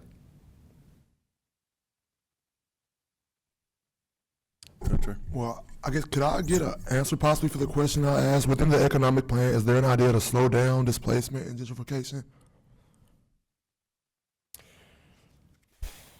I would defer to some extent to John and Erica on, I don't know that we answer the question of displacement. I do think that housing is recognized as a core need, and that when you're developing your workforce and bringing additional people in here, it's going to have downstream effects on that. And part of that is the demand. And again, I think you have to factor in not just within the city limits of College Station, but also what's happening around us in the city of Bryan, in the county, and other areas as well, and the pull that has on that as well. So, I mean, you see it. You know, our labor shed. I mean, there are folks that live throughout here. I can tell you just within our office, there are people who live in Brenham and in Navasota that drive in here. So you absolutely see that that sort of mix of people sort of coming and going. The other thing that I know is just looking at, for example, a destination retailer that we have, Costco, that's there. About half the people who shop at Costco don't live in the Bryan College Station community. So there's this constant back and forth, I think, of people coming and going, whether it's for a retail purpose or something on A&M, or perhaps they live further out and they drive in for work. There's also, the opposite of that is also true as well. So Brian, am I correct? I mean, John kind of addressed that question. I don't know if it's in a way that'll make him Trey happy, but John said in his comments that one way to address affordable housing is bring in people that make more money. It's more affordable, somebody who makes more money. Am I not correct? And that was his plan for increasing affordable housing, is have people have a higher income so they can afford a more expensive house? I'll let John speak to it, but I think he's talking about like the jobs themselves being more valuable from an income standpoint. Because you do see this market in effect, because of the preponderance of jobs in the public sector and A&M in particular, there's a further compression that maybe you wouldn't see in other similar areas around Texas. Yeah, and I apologize if I gave the impression that we're suggesting that you're only bringing in people with high wage jobs from the outside. That I was trying to make the point that the upskilling and reskilling and support of your existing talent and existing small businesses. So by creating more economic opportunities, you help your existing workforce and your existing small businesses, your existing residents, and you're bringing in more income for them, either from wages or from small businesses. So certainly the housing affordability is referenced and linking to the housing action plan, but also the emphasis on workforce and talent development, and bringing in those companies that are looking at creating jobs that can be filled by local residents, so that there isn't that displacement challenge. But I appreciate the question. We've certainly seen that in Austin over the past couple of decades in particular, and that is a challenge that comes with really successful economic development efforts. So we do want to keep that in mind. Erica, is there anything else? Yeah, I wanted to jump in here because education and talent development is my background and focus from Austin, and kind of the idea of bringing in jobs, but not necessarily, making sure that we are planning for residents to fill those jobs and making sure that they are connected to those local job opportunities is really important to me. One thing that I think is a little bit different about this plan in comparison to other plans, workforce is typically mentioned, but in this case of this plan, we've really focused on accounting for long-term talent development in terms of partnership with school districts, in terms of partnership with the Workforce Solutions Brazos Valley, the local workforce development board, in terms of expanding internships, networking events, in terms of how local residents are connected to these jobs that we're talking about creating. A lot of them are present in the community, but residents may not have access to the opportunities to get trained in those jobs, or they just might need like a little bit of additional support. And they may already have those existing skill sets, but they might need some additional assistance translating those skill sets into an economic opportunity for them. So I know the question's displacement, and I'm sensitive to the housing kind of relationship there. But I really wanted to highlight that because to me, that's very important in terms of when you're accounting for workforce development and business growth, that you're accounting for how the residents of the community are connected to economic growth, and that you're not kind of connecting to people who aren't, within the community already. That's very important. Eric, I want to address one thing that you said is when you talked about your work in Austin, you compared Austin and venture capital dollars to the Bay Area, Boston, Los Angeles, and New York. Those are the 5 highest cost of living cities in the country outside of Hawaii. And so you are directly comparing what you've done in Austin to the places where cost of living has the highest per capita in the country. Yeah, absolutely. And the difference with Austin is, like much of the rest of Texas, we've actually built a lot of housing. So in fact, our median rental rates right now are less than the US average, which is kind of mind-boggling, but it's because we haven't been afraid to build housing. Whereas you're right, San Francisco, New York, LA, they just have constrained their housing supply to such an extreme level that it makes it very unaffordable for most residents. If I may, real quick, to kind of help with the conversation, because I agree with all of these questions, and these questions came up in our committee meetings also, but I want to ask a question to Brian and Anthony for clarification. This plan does not supersede or exclude any housing plans that the city has currently, correct? It is meant to be in conjunction with, and to make sure that these concerns are being addressed. This isn't coming in to say, oh, this is the only thing that we're doing. We do have a housing plan that has been developed and in place, and this will be done in coordination with that plan, correct? Correct, that's a great question. So this is being adopted, the reasons for this body is because it's part of the comprehensive plan. The comprehensive plan is the overarching umbrella that the city looks at holistically for everything that we do. We adopt various plans into that are typically, they will have a focus, right? So this is economic development. It's got its own focus, its own niche that it's trying to fill and help fulfill. We have the housing action plan, for instance, that talks about some of the recent questions coming up. We have small area plans for area specific needs. We've got very infrastructure-based things. So the question about water and sewer and resources and utilities, those are all baked in their individual components into the overall master plan that is a comprehensive plan. This is just a component, but it does not supersede, it doesn't override anything else in any of those other adopted plans. It's more of a companion to go along with it. And so, yes, thank you for that. And I don't know if you wanted to add to that, Brian. No, it's in complementary. It's in complementary to everything else that's happening, as Anthony said. I do want to point out, if you'll indulge me, I'm actually going to read. It's 1.4.1, housing affordability. Prioritize housing affordability for people in all phases of life and implement the housing action plan recommendations. So that is the purpose. That is what we intend to do with this plan, is to further execute the plans that are already in place in concert with our economic development goals. And again, this was a very short presentation of a very robust, full plan that they had, and I just wanted to make sure, again, the questions that we're bringing up are all valid, but this is just, again, a small piece of that entire comprehensive plan, which includes economic development, which includes housing, and the majority of which we have questions on, and we'll be able to bring those questions up when it's more specific to those situations. And one more question. She was bringing up opportunities. I know we had Vista about 10 years ago. Is there any idea, or is there any plan that maybe we get something similar to that back in our community? Yeah, I think technical vocational elements are a major piece of this too. Erica and John referenced it earlier, but talked about the relationship with the school, aligning CTE efforts with College Station ISD, also continuing to partner with Blinn College for workforce development opportunities that are there.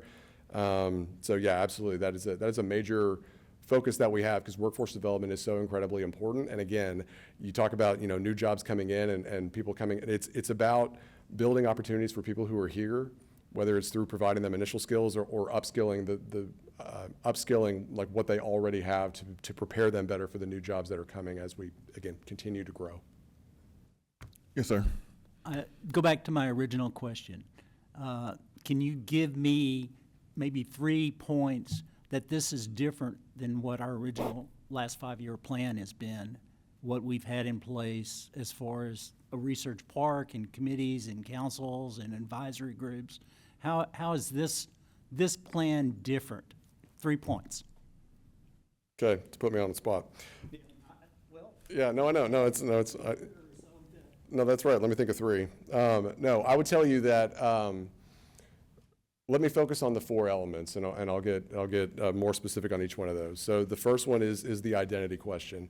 There is a major emphasis on district development in this plan. So not only on the area around the university and the convergence of how the university and the community play, but also in the areas further south of town. So again, to take the Titletown example, that's again, that sports and innovation space, that's something that is discussed in this plan that we could look at. That is a new, novel approach to an area that was traditionally not expected to be a youth baseball and softball complex with a prospective commercial, retail, and office innovation type park around it. The second thing I would say is that we have refined the list of target industries. So again, going back to the second piece, industry, to better align with the evolution that we've seen. One, at RELIS, because we do reference national defense and that sort of thing, to recognize what's happening around us, but then also recognizing the growth in healthcare and professional services, leaning into those more heavily and saying, yes, these are the areas that we're trying to focus on. And again, further recognizing the additional growth and development in the hospitality sector, that we're seeing that again through, primarily through A&M and the visitors that come there, but also through the efforts of our tourism division with meetings, conventions, and sports tournaments. The last thing I would hit on is innovation. There's an entire chapter of this dedicated to innovation, and we talk a lot about innovation, and the university talks a lot about innovation, and you've heard a lot there through the systems innovation efforts, and that they perform $1.3 billion in research every year, but maybe on the tech transfer and the commercialization is not to what they necessarily expect. So that's something that we think is a really unique opportunity for us. And again, it's about identifying a potential space or district. If there's a place, we are frankly, what we had 5 years ago, we had a space for innovation. Like we actually had a facility, at least within this area. Not in College Station, there was a Design Spark building that was in the bio corridor on the Bryan side of HSC. That does not exist. There is not a business incubator innovation space. So that is something that's mentioned in this plan, recognizing that we think that's a really unique opportunity for the city to examine further because of, again, the opportunities that the university has, the talent, the research labs, the other supporting system elements, and everything else. So those are my 3. But to follow up on that, we've spent megabucks on building rec sports facilities and baseball sports facilities in this community over the last 10 years. And the hospitality area, restaurants are here. That's only entertainment. Really, all the entertainment is closed on campus. There is no other entertainment. Tourism, yes, it's athletics events. That's tourism. Innovation and research property. We had a research park. That's where Costco is. This is where we're putting baseball fields. We've had that.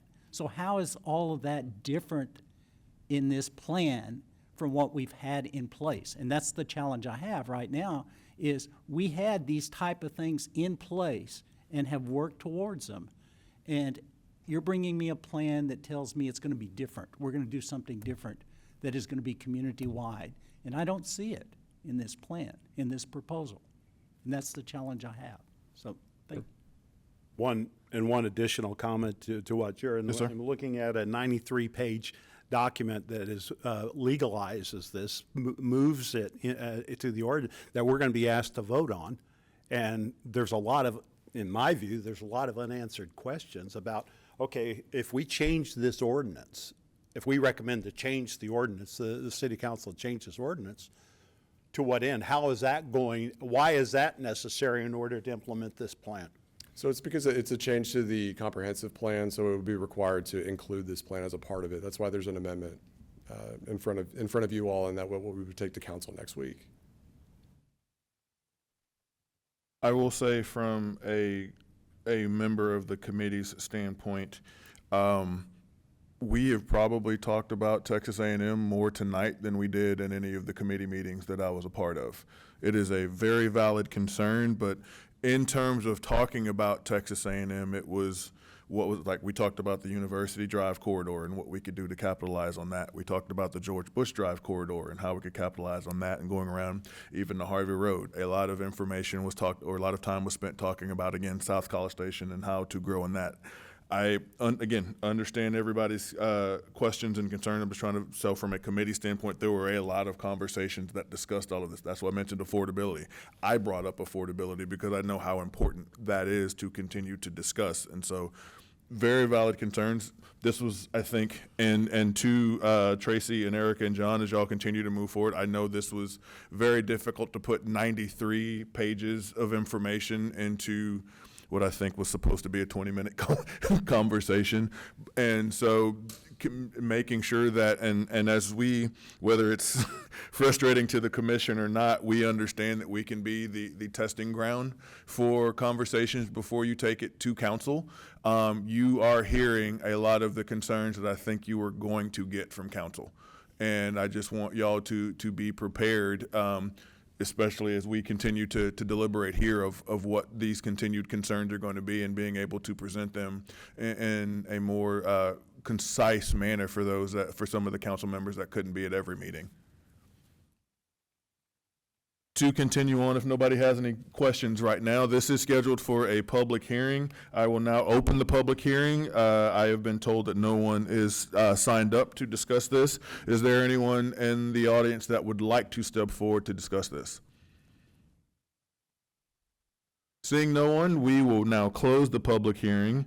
And again, as we've all said, this is up for our recommendation for approval to then present to council. And so I will entertain a motion.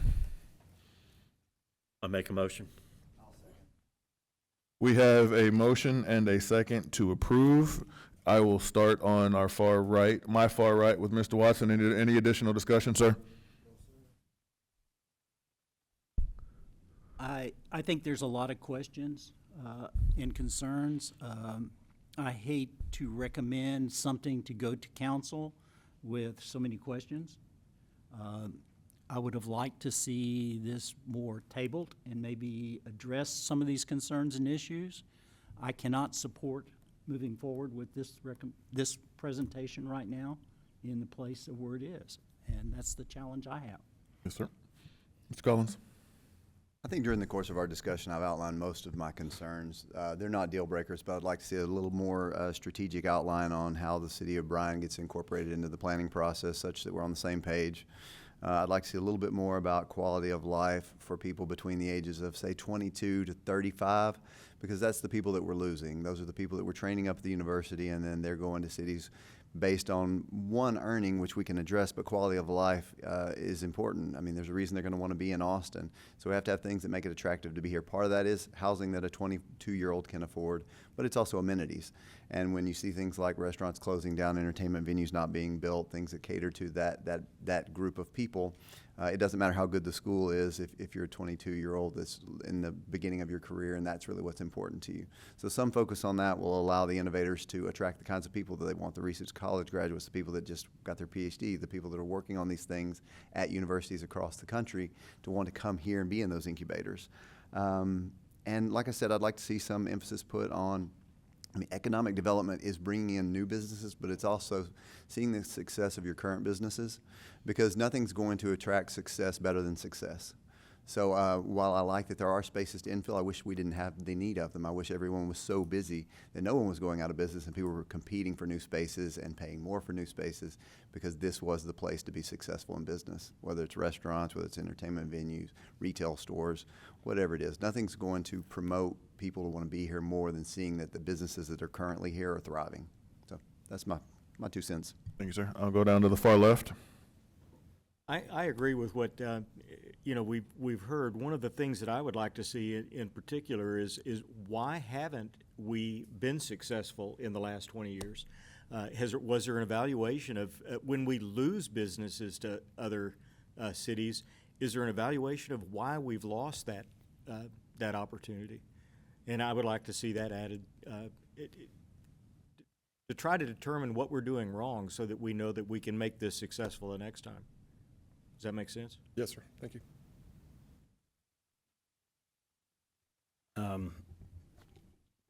I think when you look at the first, just look at the first 3 pages of the proposed ordinance, it's listing elimination of particular development areas that have been on the books for 10 years, typically, on average. It varies, but about 10 years. And I don't know if that's a housekeeping issue, but the question that I would have and how it impacts this is, when those development areas are taken off the books, what's replacing them? And how does that relate to this change, to this new strategic plan? I don't think that there doesn't seem to be, at least in my mind, I don't think I have enough information to be able to tell council, yeah, that's a good move for us to be able to do that, because I'm anticipating that there's going to be a room full of people here in front of the city council next year, 2 years down the road, that are going to be saying, well, what happened to those houses that you were going to build in that particular area? Well, that's where we're going to put our new, that's where we're going to be putting our new defense contractor that we're going to be coming in there. I mean, and that sounds silly, but that's the kind of question that we as representatives of the people, of the taxpayers of College Station, have to be able to ask for that. So I would join Bob and I can't support it at this juncture. Well, maybe I'm the crazy man on the committee, but I've lived here for 30-something years, and when I moved here in 1993, there was vacant property all over the city. The building that's on the bypass, the one that WTAW's in, that building didn't have a window in it because they'd all been knocked out. So, I think everyone's made some valid points, but this city's grown by leaps and bounds in the 30 years I've been here. And yes, there's Rellis, and I would love it if some of what's at Rellis was in College Station. And there are a lot of restaurants out of business in College Station, but there was a pretty good article in Texas Monthly about, they rate the top 100 barbecue places in Texas, and I think they mentioned in an article that 20% of those businesses across the state are out of business. It's a bad time for the restaurant business. So I think the city's done a pretty good job of. There are issues, as in any city. There's not enough housing. There's not enough affordable housing, and that's one of the things the city probably needs to work on. But I'm not as down on the business environment in the city as maybe some of my colleagues on the committee are. I think the city's done a pretty decent job over the last 30 years of taking what was a pretty small college town and developing it into a robust business community. I mean, Texas Avenue, the old joke was Highway 6 goes both ways. Well, when I moved here, that was a 2-lane road. And it's now a 4-lane divided highway, which means there are people wanting to come here, or they wouldn't have expanded that highway. And at some point, there'll be an interstate highway coming through this town in 20 or 30 years. So, yes, there are problems. There are problems in every city. And do I want College Station to look like Austin? Probably not. But I'm not as, I can make criticism, but I think for the most part, there's some great things going on here in College Station. There is a motion and a second on the floor, but I also don't think I would be doing my job sitting here if I didn't ask this question. What would happen to the timeline? And also, more importantly, as I look over here to my right, are we allowed to table this based on the amount of the discussion that we have? Yeah, so I would say the commission can vote however they wish. It's a recommendation, right? It goes off to council. Okay. And then ultimately council would have that final authority. So my recommendation at this juncture would be to vote how the commission sees fit. Gotcha. And we'll take those comments as applicable forward to council for their consideration on the item. That was the answer I was looking for. So again, there's a motion and a second on the floor. I will, and now, based on how this is, I will individually call for the votes and start down at my far right. I recommend approval. But voice that, please. No. Mr. Collins. Approval. My far left. No. No. Approval. And I will vote to approve this also. The motion will pass 4-3. Thank y'all very much. But Brian, before you, don't step away so quickly. You are seeing, and I do believe you can tell Michael that he owes you. You see a lot of concern that this commission has when it comes to questions and things that we would like to see passed along to council as y'all get ready to make this presentation. I see one of our council members here in the audience, and I know she got a good listen to all of this. But yeah, y'all have some definite concerns from this body here. Thank you very much. Thank you. Thank you, commissioners.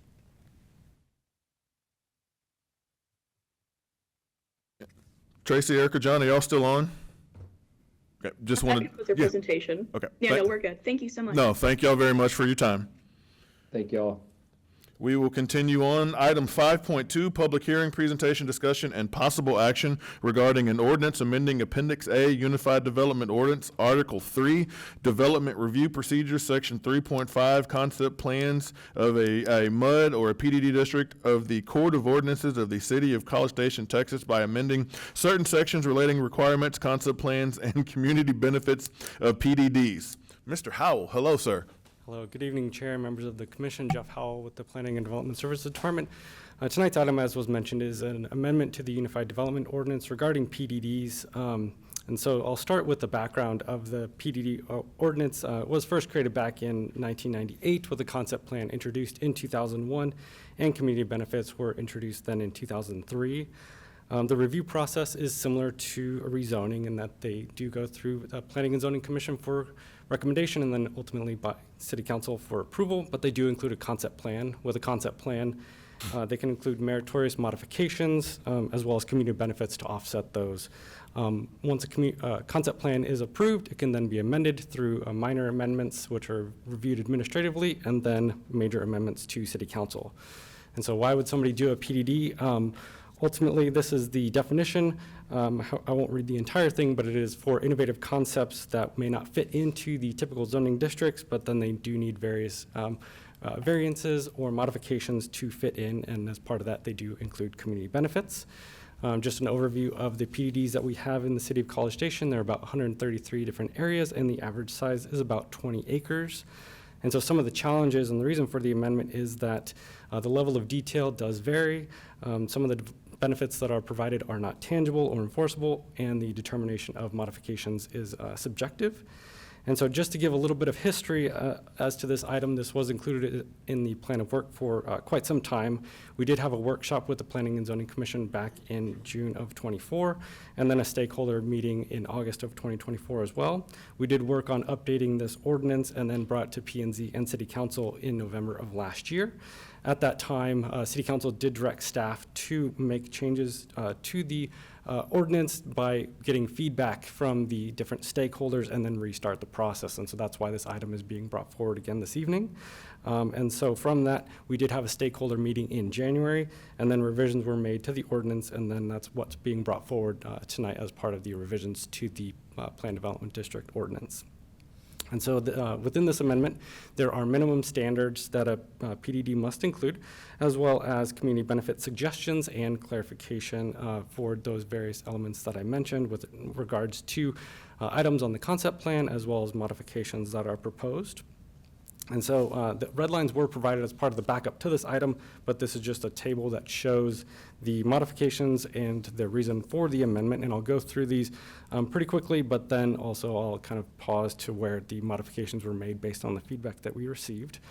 And so the first is the concept plan standards for those less than 20 acres. We did include additional detail that is to be provided as well as clarification. And then for those that are 20 acres or more, a generalized concept plan that could be then phased in later.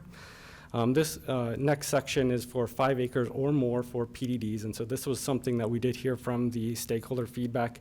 And so for the required items, we do require still that 10% open space be provided.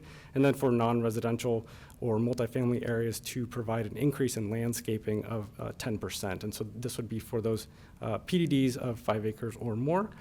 For all PDDs, regardless of their size, this is also something that we did hear a lot of feedback on from the stakeholders, is that these would be tangible benefits to offset the modifications, but these are just suggestions that would be provided for as part of the PDD.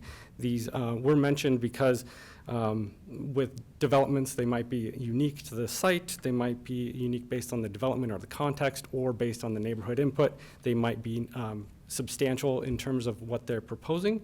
And so this list provides a list of suggestions that applicants could use. However, there are other items that they could propose, but ultimately it would be something that would be approved by the administrator to make sure that it's offsetting those modifications that are being requested. But this list does provide a starting point for those community benefits, but they are just suggestions at this point.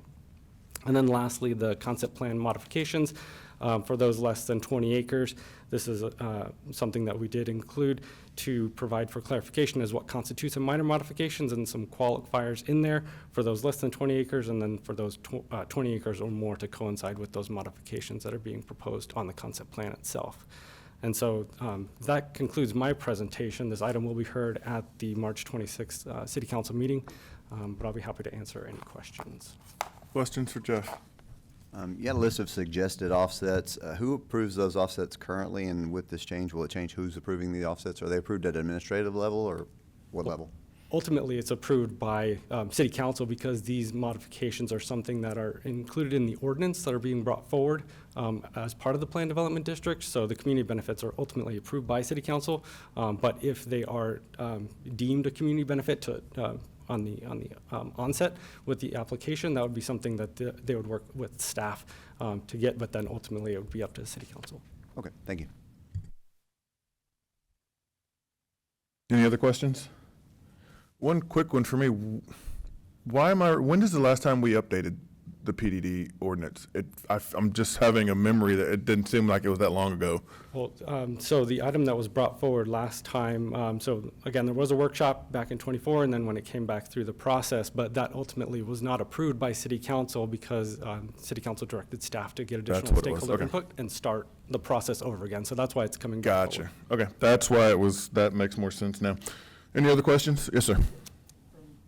From our discussion that we had earlier on this, when we were going through, I think that part of the discussion was basically kind of what your question was as far as administrative, who was deciding and how many of these or which ones of these would actually apply. And there was never a clarification for that. And I don't see that clarification here either. If it's like, okay, if they do 2 of these, then yes. If they do 1 and the next one has to do 5, how is it justified and policed in the process? And I think that was part of the discussion in there. Am I correct, or So as to how many of these or which ones actually covered the areas? Right, so previously there was a point system associated with these items, and that would constitute the number that you're referring to, but now it's a list of suggestions. And so some of the feedback that we heard is that some of these items might be more substantial to a development versus others. So maybe in a scenario, it might be 1 thing or 5 things, depending on the size and the nature of that development, but ultimately it would be up to the applicant to bring those forward, and then by City Council for a decision.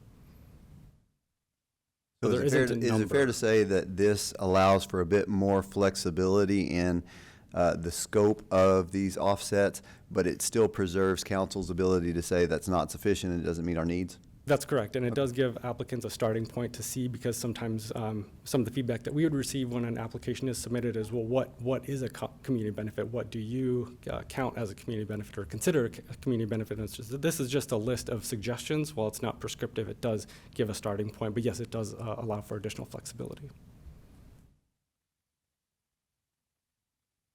Any other questions? All right. Thank you, Jeff. This is scheduled for a public hearing. I have been informed that no one has signed up for the public hearing. Is there anyone that would like to step forward to speak? If you don't mind letting us know your name and address as you step forward. Good evening, Commission. Veronica Morgan, Mitchell and Morgan Engineers. Let me calm the staff down. I'm here to say thank you.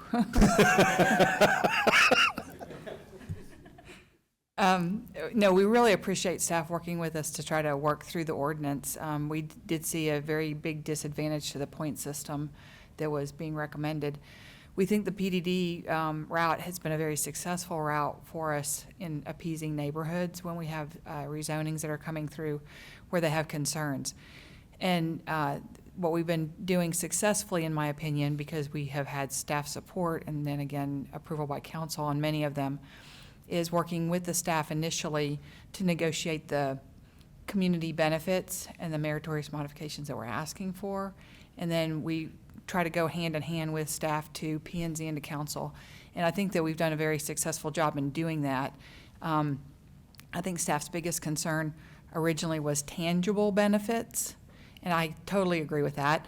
There were a lot of PDDs that came in with things that were not tangible benefits.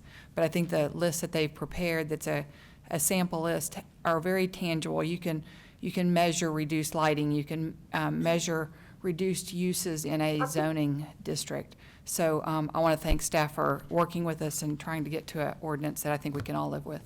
Thank you. Sorry, thank you very much. Is there anyone else that would like to step forward? Seeing no one, we will close the public hearing and I will move to the will of the commission. I'll move to approve. Second. I have a motion and a second. Any other discussion there?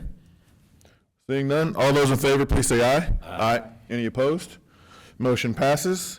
Thank you very much. We'll move on to item 5.3, public hearing, presentation, discussion, and possible action regarding an ordinance amending Appendix A of the Unified Development Ordinance, Article 4, Zoning District, Section 4.2, the official zoning map of the Code of Ordinances of the City of College Station, Texas, changing the zoning district boundary from CI Commercial to PMUD Planned Mixed Use District for approximately 1.24 acres on 200 Texas Avenue.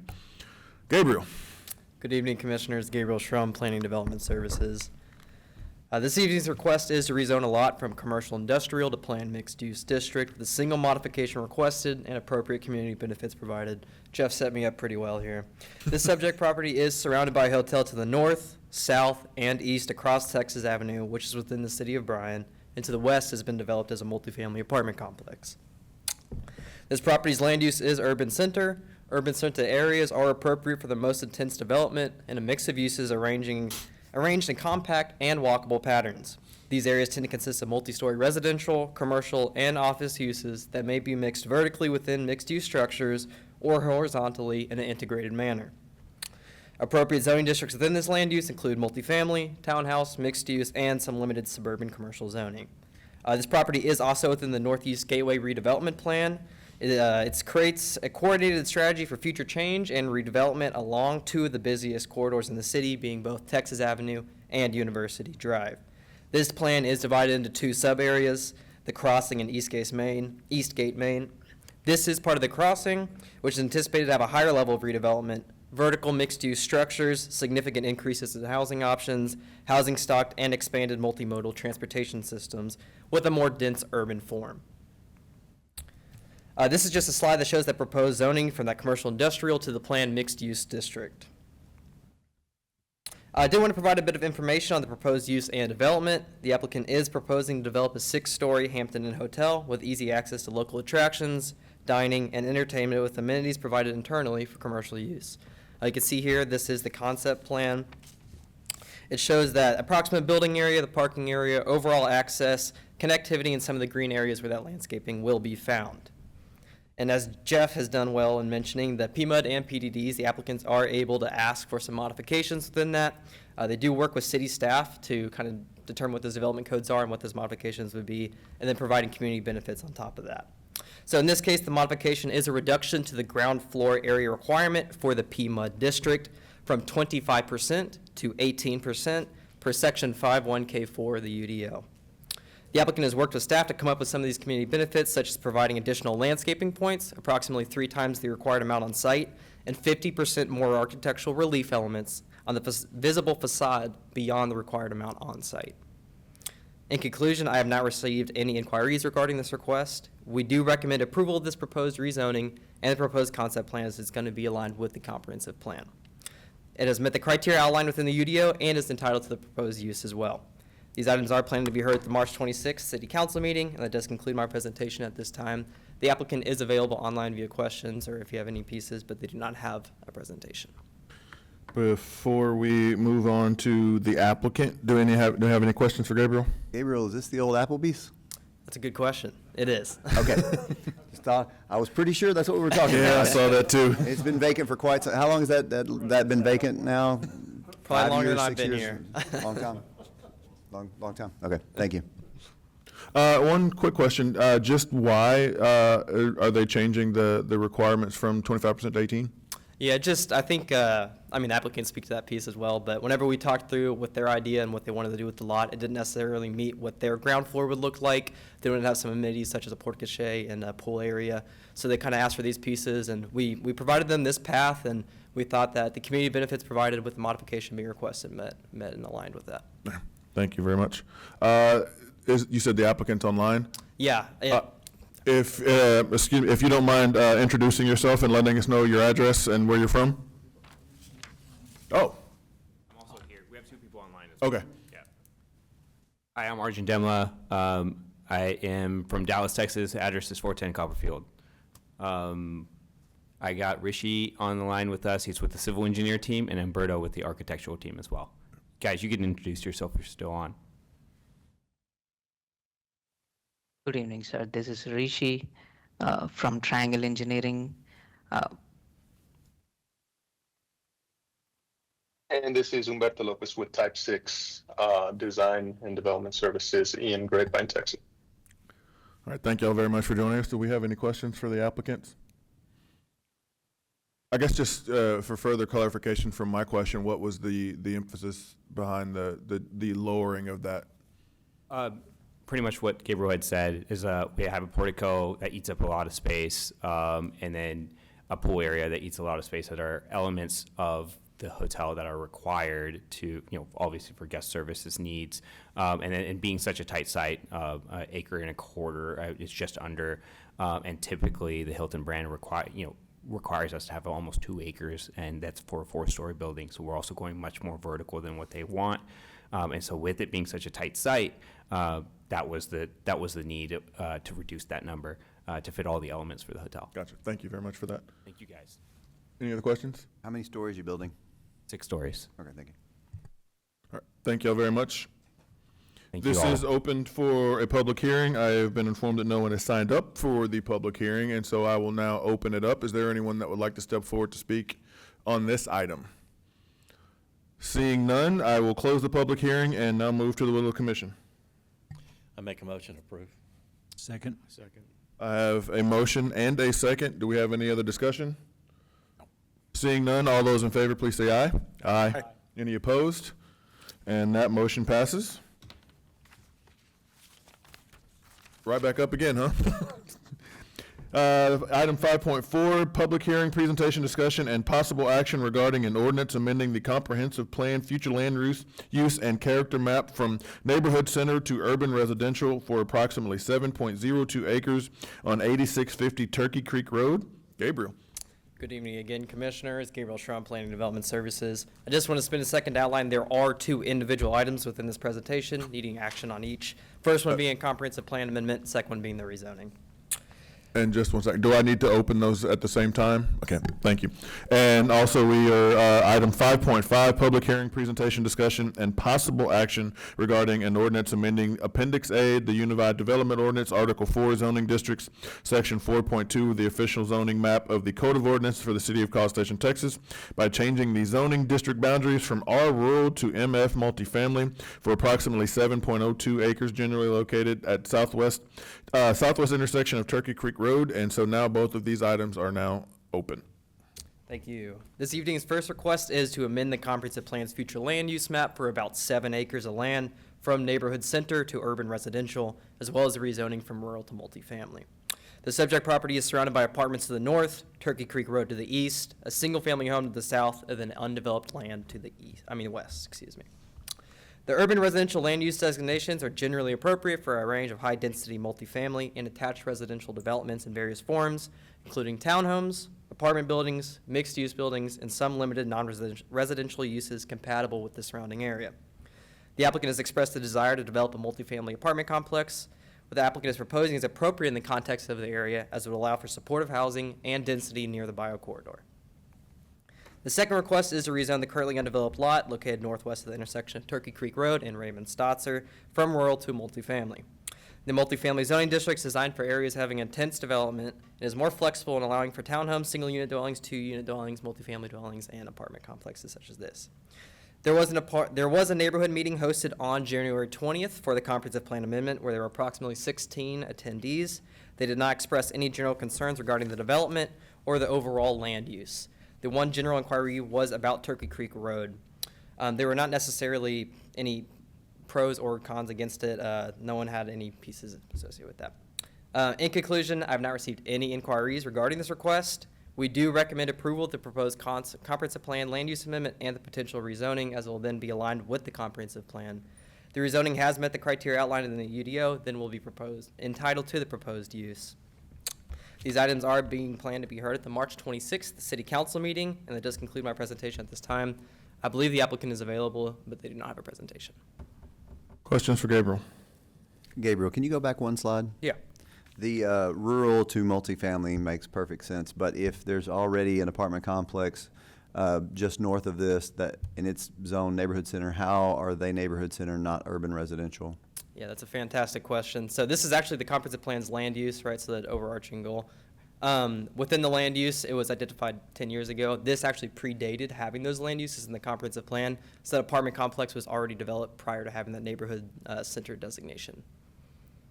So because they want to have this multifamily use here, having the neighborhood center piece, they have to ask for the amendment first. Okay, thank you. Any other questions?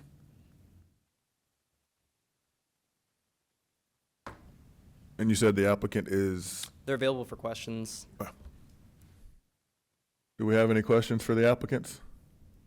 Gabriel, would you say what's being proposed for this location is pretty similar to what is directly adjacent to it to the north?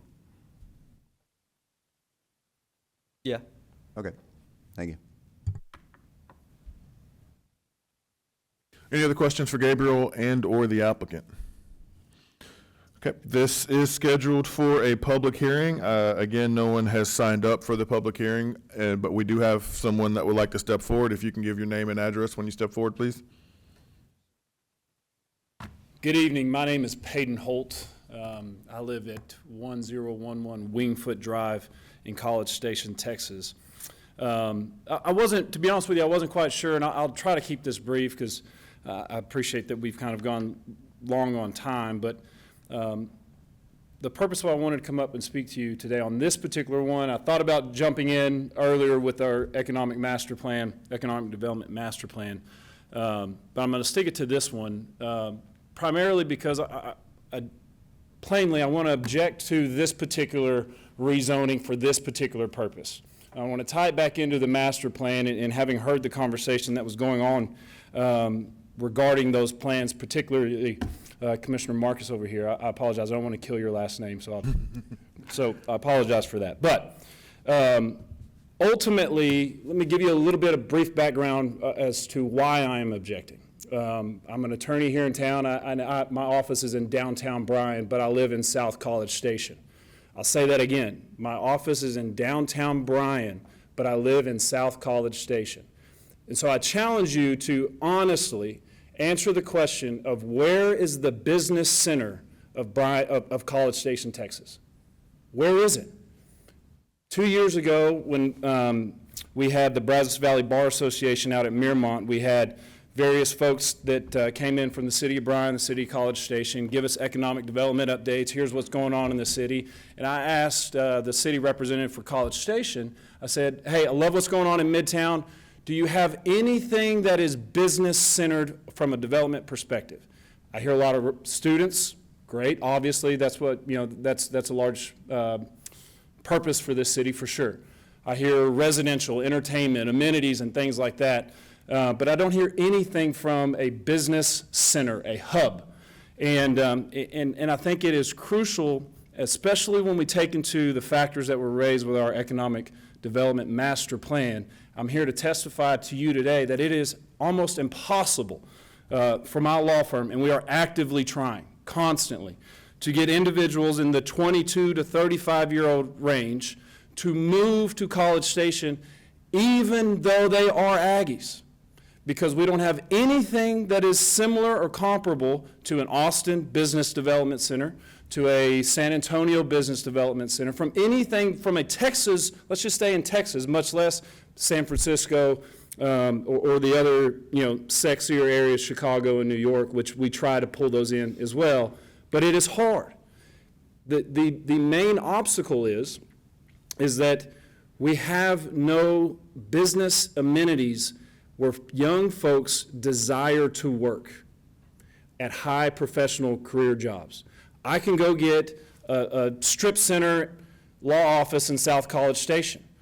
I have had the opportunity to do that in the past, and I have passed because of the requirement from my staff. Sorry, I probably am yelling. My bad. I'm an attorney. I said that. I warned everybody, okay? But it's impossible. It really is. It's impossible for us to get that. And I've been kind of barking up this tree and seeing that the development that's proposed, it has motivated me to come up here and to object to it today, because there were a couple statements that were made. For example, Commissioner Cornelius, you said earlier, say, let's make College Station what it is. I challenge you to make College Station what it can be, not what it is. And then we had conversations about, higher living and displacement issues. For sure, I appreciate those things. But if we are going to increase our work base of higher paying quality jobs that are outside of the manufacturing and specifically outside of Bryan, working with the university, we have to be mindful that the citizens of our city, our residents here, they have to be qualified for those jobs, and which means we have to recruit them in because they're not coming straight out of A&M with certain degrees. I know that there was some comments about architecture and engineering. I just want to be mindful to just kind of appreciate the nuance here, that it's my understanding that the College of Engineering is the largest college of engineering in the country, and it has more students in that one college than most universities have entirely. And the workforce that we're operating in on a professional side is way more remote than it used to be. I can pull, if I had the resources from a business community standpoint, I can pull attorneys out from Bryan or from Austin and Houston and Dallas and Fort Worth, and we can still be practicing in those courts, and we can tap into the quality of life in the communities that we have, but we have to have a business center to do that. And the only area that I see that is even remotely available for us from a land capacity is this Lake Walk area access. And to give you a test case, or, I'm not going to use Austin. I don't, what was the economic development was, we want to be the most vibrant university community, but then they compared us to Austin. I wouldn't describe Austin as a university community. But take Irving, Texas, in the Las Colinas area, particularly as just from a structural standpoint, as a really good comparison to what Bryan and College Station particularly has the opportunity to build in that area. If you're familiar with that at all, there's a TPC Las Colinas, which is a really nice golf course in Irving. They used to play the Byron Nelson there. That's our traditions. We have that. But then you have the Toyota Music Factory, and you have mixed-use residential, and a ton of business center area that's right along that. And if you looked at these maps that were produced earlier, you see that all along the left side, or I'm sorry, probably the west side of this development tract. We need an area as a community where business is the hub. Business is the center. And not to pull open an old wound by any stretch of the means, because this was frustrating for me too, partly because I wanted to buy the building when they left. But there was a reason why Nutrabolt left. There was a reason. And everybody bent over backwards to make them want to stay here, but they left. And so part of that reason was, well, because we can't attract people there, we had to go to Austin to do it. So, appreciating the pressure on housing, I get that. I'm here. I live in this community with you. I've been here since I came to school here, went to Houston for a bit, migrated back migrated away from people and back into this community. Been here for a while, not going anywhere. But we need a spot to where the business community can thrive and actually be put into place and build that community. Economics will grow, but culture only comes with community. And so I just challenge this committee, again, to not think about what College Station is, but what College Station can be. And with this particular track, we're running out of space that's non-A&M owned to do this type of development. Is it maybe a sacrifice for a 5-year plan? Sure. But in order to allow us to grow in that area, we have to think outside of a bigger fishbowl than just hitching our wagon to Texas A&M. We have to bring in those, and from an economic plan, it sounds like that's the intention, to go out and bring folks. But if Nutrabolt is a test case for us, they're not going to come in and take the 3rd floor at the Guarantee Building over off of Highway 6. They need something that creates the culture, and I'm here to testify to you that my small firm in Bryan is trying to do that, and it is impossible for us to do it because I want to come to College Station. But there's a reason why we've stayed where we are, and there's a reason why Doug French and his group are redeveloping 2 blocks on Main Street as opposed to building a new building in College Station for a business center. There's a hub that College Station is missing, and it's a structural hub that we need drastically. So with that, I thank you for your time. I just encourage you to reject this proposal for the intention of allowing us to have the opportunity and the space particularly to develop the business hub that our community needs in that area. Thank you very much for that. We appreciate your time. Is there anyone else that would like to step forward to speak on these particular items? Seeing none, we will close the public hearing and I will open it up for discussion. Yes, sir. First off, I appreciate your comments. I think they're very warranted. I think it is impressive that someone from the community steps up and realizes the challenges we're facing. I hope that you will attend the meeting next week with the City Council. The challenge we have is developers bring us proposals, and we're kind of stuck with what they can develop. And until we have a plan and an economic vision in our community that encourages developers to develop a business park or other things that are not tied to this university, it's not going to change. It hasn't changed in the last 20 years and it's not going to change. So we're challenged to move forward with this approval tonight. I do appreciate your time and your comments, and I look forward to you being at the meeting next week. Thank you. Just for clarification, the meeting that council will be hearing next week for the economic plan is next week. This is if these items will be heard on March 26th. I just wanted to make sure that was clear for everyone. Right, but he needs to go to the next. Oh, no, that's what I was saying. Yeah, the economic plan meeting is next week, and you can hear that. But if you're wanting to speak again on these items as well, they won't be till March the 26th. Just wanted to make sure that was clear for everybody. Yeah. No, as point for pure transparency, Mr. Holt and I are good friends.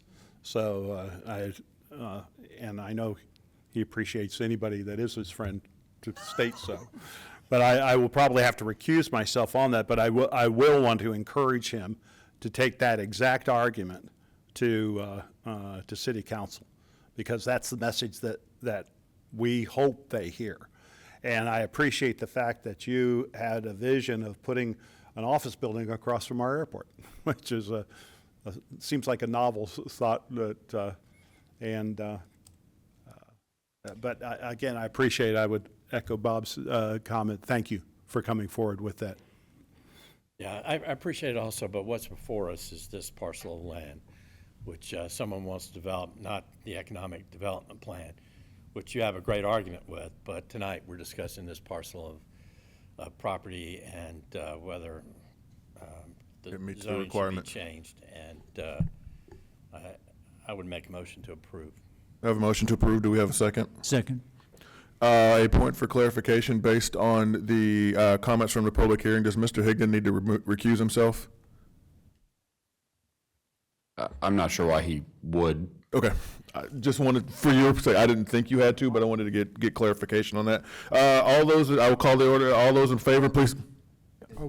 Are we doing two separate? That's what I. Yes, thank you very much. I do want to make sure we clarify that. And so, yes, if we pass one, we have to pass the other. If we deny one, we have to deny the other. So we have a motion to approve 5.4. All those in favor, please say aye. Aye. Any opposed? No. You were denying, okay, so that motion passes 6-1. Now we will move on to 5.5, and again, as we have approved these land use, we will need to approve the zoning. Do we have a motion and a second? I'll make a motion to approve. I'll second. We have a motion and a second. All those in favor, please say aye. Aye. Any opposed? No. Oh, so, and that one will pass 6-1 as well. Thank you very much, and we do appreciate you stepping forward to say that. And again, you have the ability, and we were recommending that you go to both the council meeting next week as well as the one on the 26th for this item. Thank you to everybody for that. We will continue on item 6.1, discussion of new development applications within the city. Anybody got any questions on anything coming up? Seeing none, 6.2, just some updates on things that were heard. An ordinance that we passed 5-1 way back on January the 15th. Council approved next week 7-0. Going over to 6.3, our upcoming calendar meetings. Next week is city council. Do we really not meet again till, are we becoming a monthly meeting instead of bi-weekly? We meet here on March the 19th, and then council will meet on the 26th. We had discussion regarding the following meetings: Design Review Board, the Impact Fee Board, which I was not here for that, met and system-wide roadway impacts of code ordinances to City College Station to amend the roadway impact fee collection rates.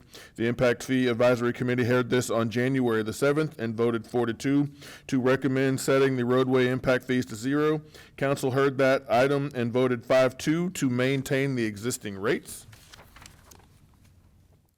Item 7, discussion and possible action on any future agenda items. Does anyone have anything that we need to add? I will follow up with Commissioner Collins, and I know we haven't. We've done it once and haven't done it in a while. I've actually talked to a couple of members of the City of Bryan Planning and Zoning about a possible next meeting for us. I know that takes some time and effort to put together, so if we could start working on the looking at that again, I thought it did bear a lot of good fruit. And if these two bodies, our planning and zoning and their planning and zoning, can continue to kind of have those conversations, we can then pass along that information to each respective council. So if we can continue to look at having another one of those sometime soon, I think everyone would agree to that. Go ahead. I would also include the county as a possibility in all this, not just Bryan, including Brazos County, because with Rellis, the development that's happening around there and everything else, I think we need to have all three entities together in discussing. under the If we future. can get the Brazos County somehow involved, and forgive my ignorance on this, they don't have a planning commission. It is just the commissioners court. We will invite the commissioners court when we get that meeting planned. No, and I agree with you. I just, it's easy to get, it is easy to get, I say easy, I will say that in air quotes. It is easier to get and correct me if I'm wrong, Anthony, to get our bodies together, being planning and zoning, versus the council / commission or county commission level together, correct? Yeah, I would say really the county commissioners would be an equivalent of like the councils getting together, Yes. not really the P and Zs. But we can certainly arrange for something for both the P and Zs to meet. But yeah, inviting the elected officials into that would not probably be appropriate. But we can certainly keep it like we've done in the past and try to get something working over there. Thank you very much. And I understand what you're saying. If there is someone at the county that we can get, maybe even on the staff level, as a representative in there, I think that would be very beneficial. Seeing nothing else, we are adjourned.